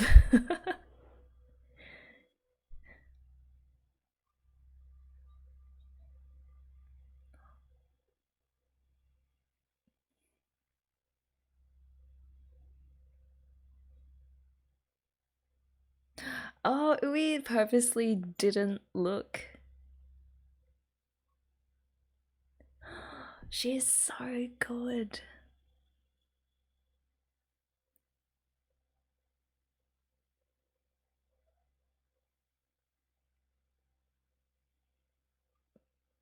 It is appropriate that she did thank Ui.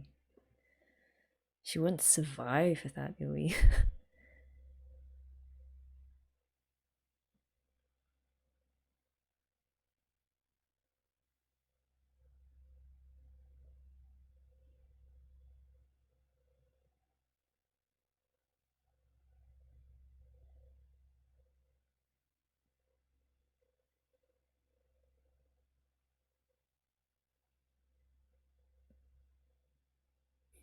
She's wearing a shirt with like the paw.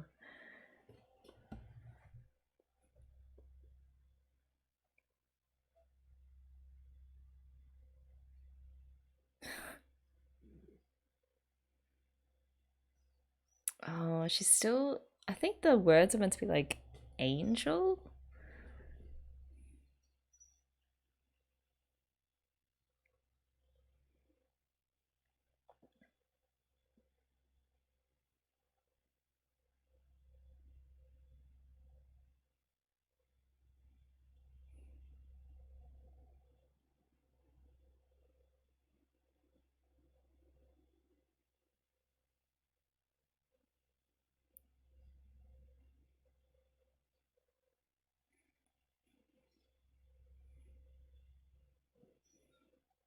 I wonder if that turtle that they always touch in the actual school, because it's like a tourist attraction now, right? I wonder if they've had to encase that in glass.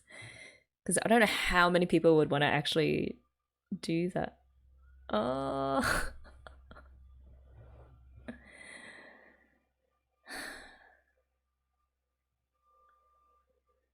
Anytime they run, it's so emotional. It's so crazy.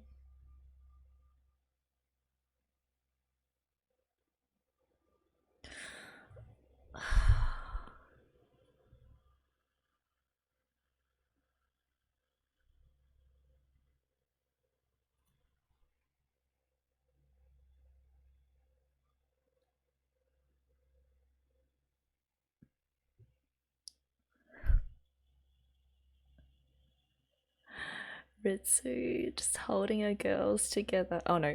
Okay, it's okay. Just break down together.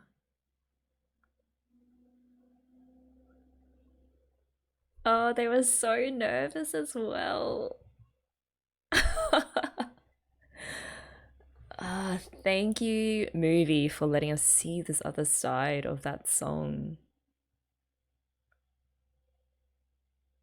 That's just the one bird that's flying away. That's Hazusa.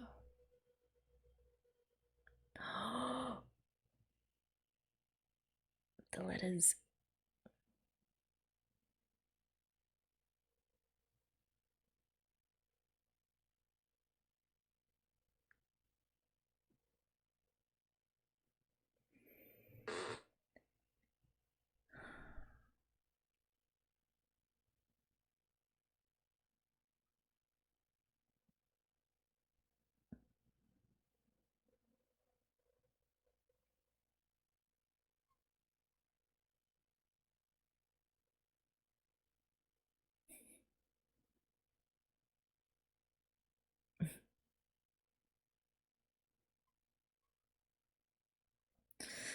Oh, the angel. Okay, and also that first folk song. Ah, yeah. Okay, got it. Ah, that's how they arrived at angel.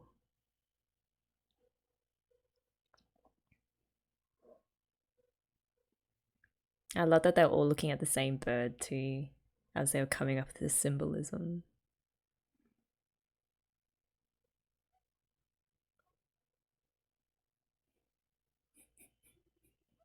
Just the right amount of corniness. Oh.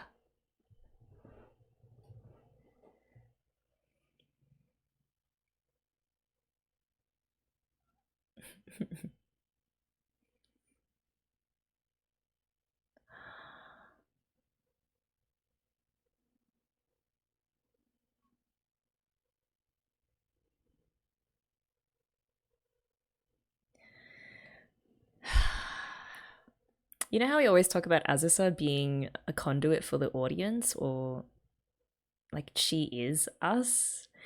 I feel like this song is also written for the audience to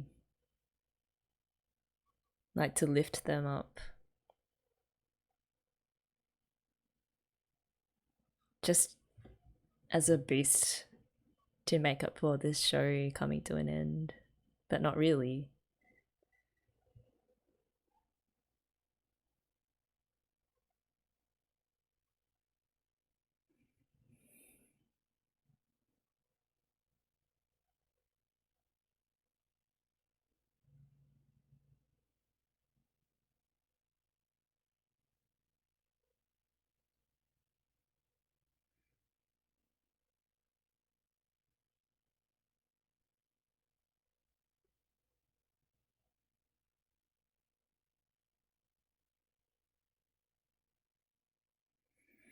Oh, the focus on like the four bags stuck together with the graduate diplomas, and then just as this is to a little bit to the side, a little bit separated.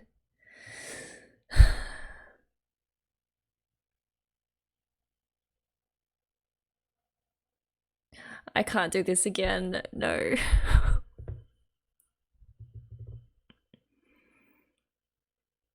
Not again.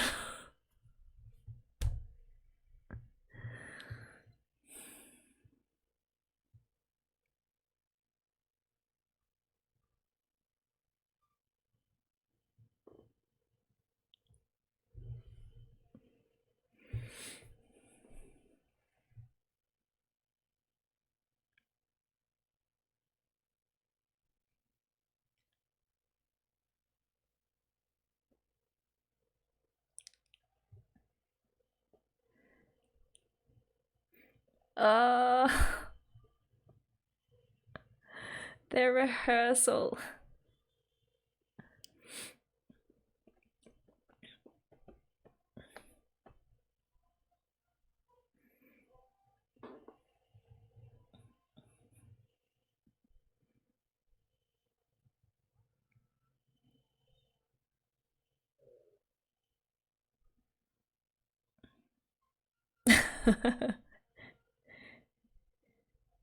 Oh, with Jun and Ui, just making sure Azu's gonna be okay.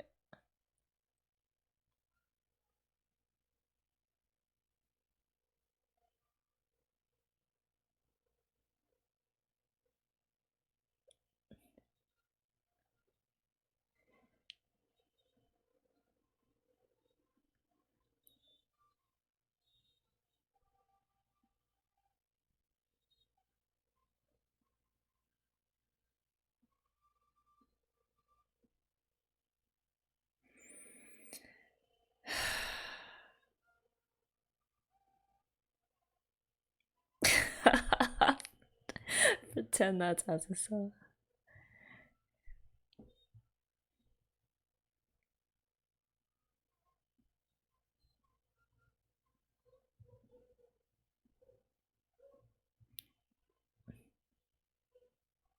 Uh,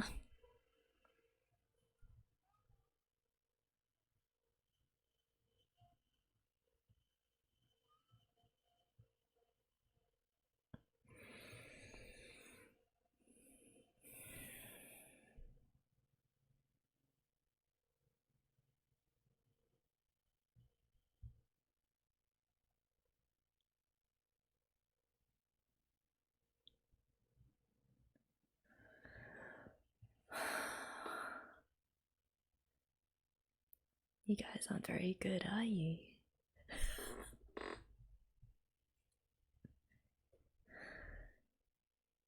Okay, there's more.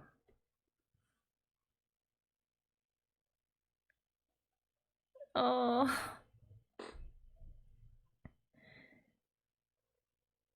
I'm surprised they didn't all break down into tears.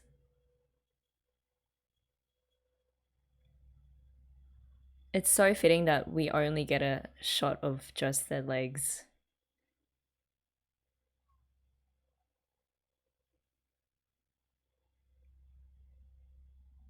Oh.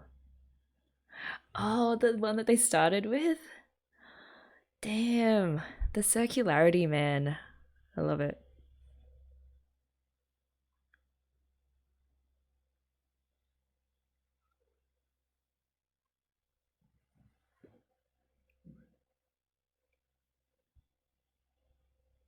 The different running styles.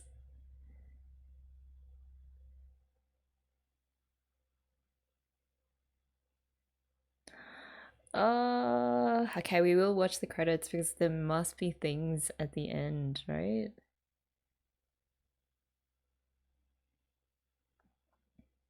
Wait. We have heard this song before, right?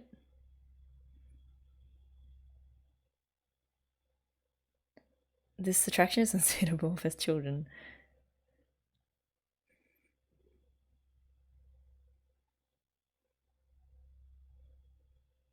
This is Mia's like angsty MV.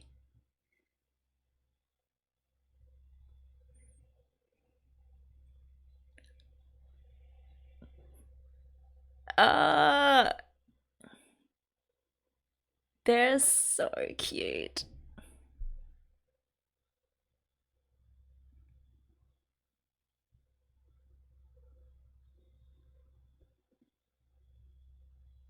The London version?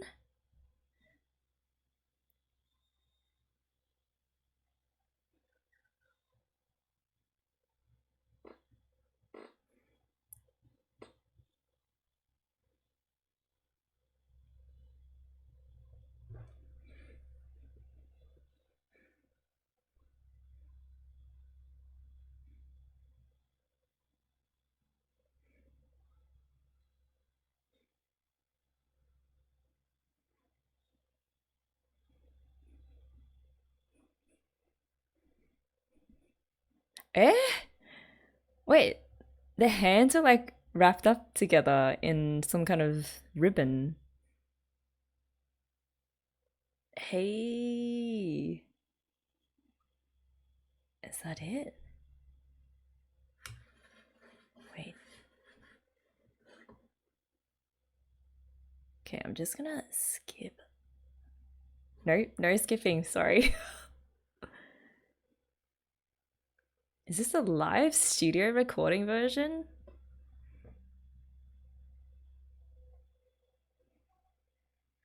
Okay, let's just enjoy these songs and then we'll have a chat about just. I had a great time in this movie. Just so much new stuff and also a lot of references to old episodes as well and the start of the show.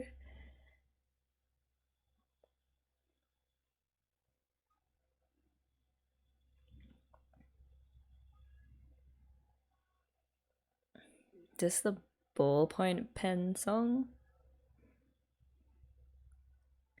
It's I mean, we're definitely going to go through the whole soundtrack the next reaction, but yeah, I feel like a lot of songs in season 1 that we heard. Oh, sorry, this is 4 time. See, sometimes it gets mixed up in my head because we've just heard bits and pieces of them everywhere. Although 4 time, that was a bad mistake because 4 time we've heard like 20,000 times. Is that it? Yep, that's it. Yo, guys, this is gonna have to be a fairly short sum up, but we will definitely chat more about this movie in Discord and in the comments. First of all, that Death Devil opening, and I loved that opening title where they alluded to it with the little skull on the exclamation mark. That just made me want to hear more Death Devil stuff.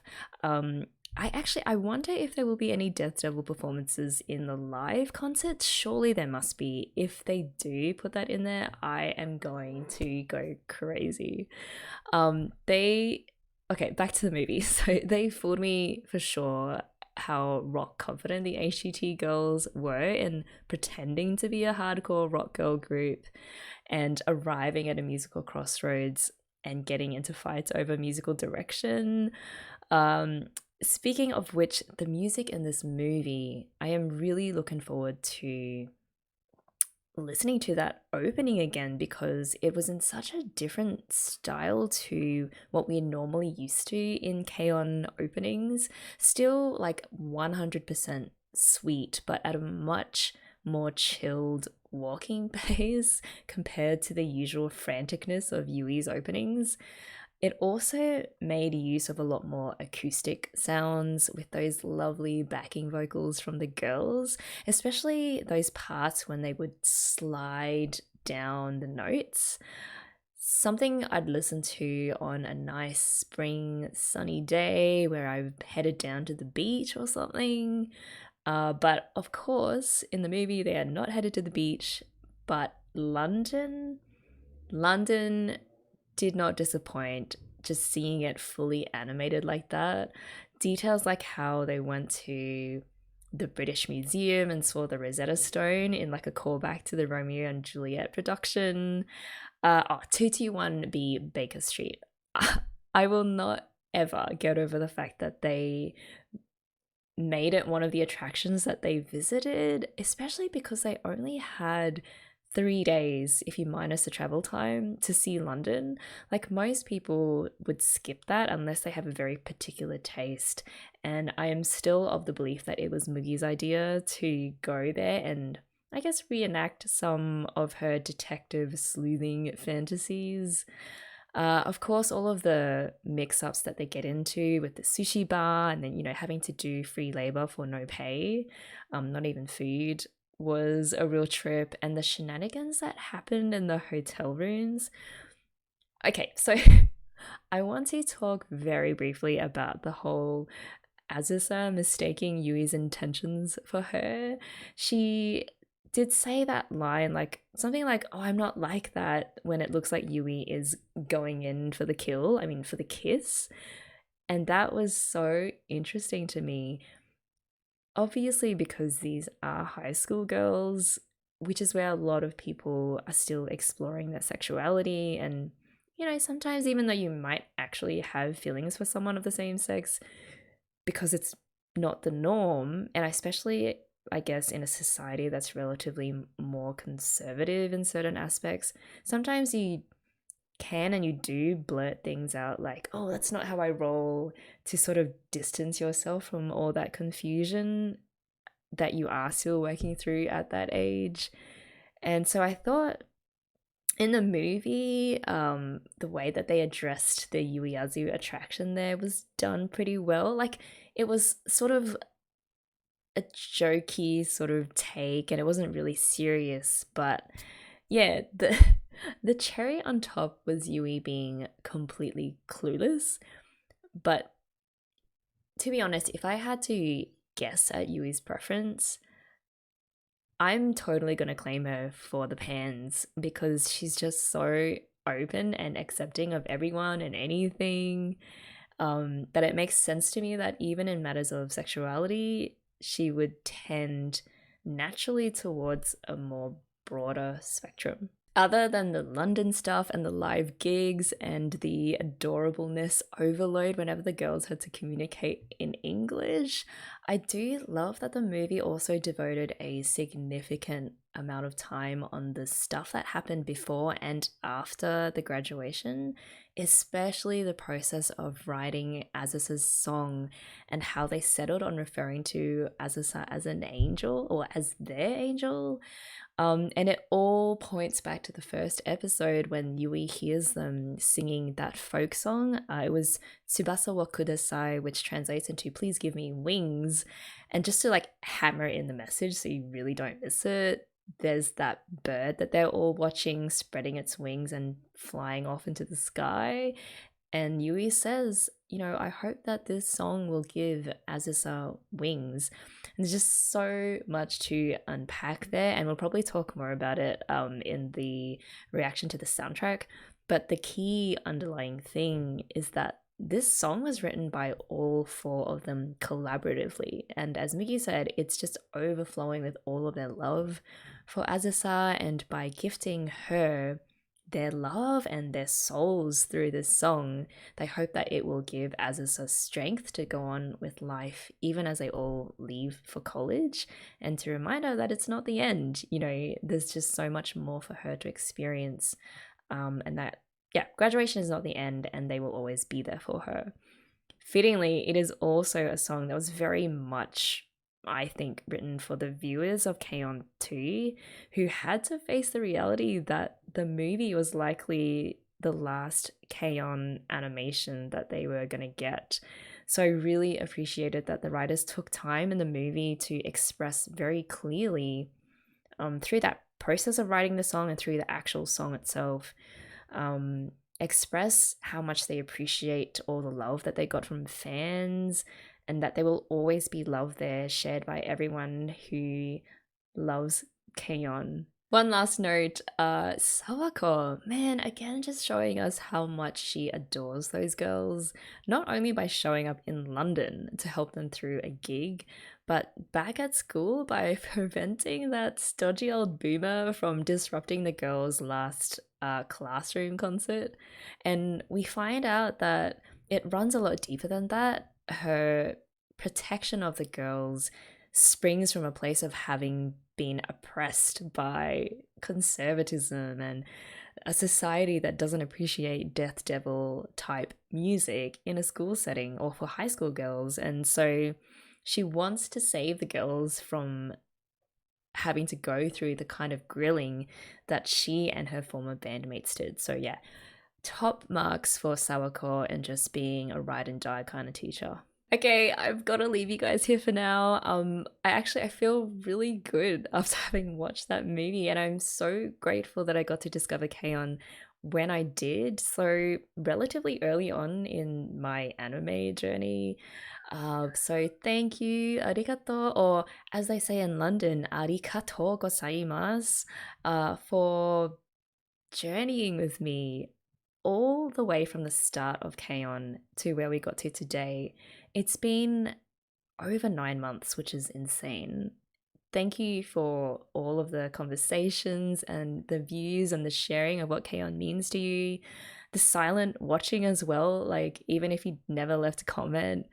I really look forward to digging into the soundtrack next time, and I won't be reacting to every single song that K-On! Has ever made for obvious reasons, but I'll definitely be doing all of the songs that have made an appearance in the series and in the movie, plus I guess like the additional individual character songs. And if there is any song that you really, really, really feel strongly about that I should react to, then as always, drop a comment down below.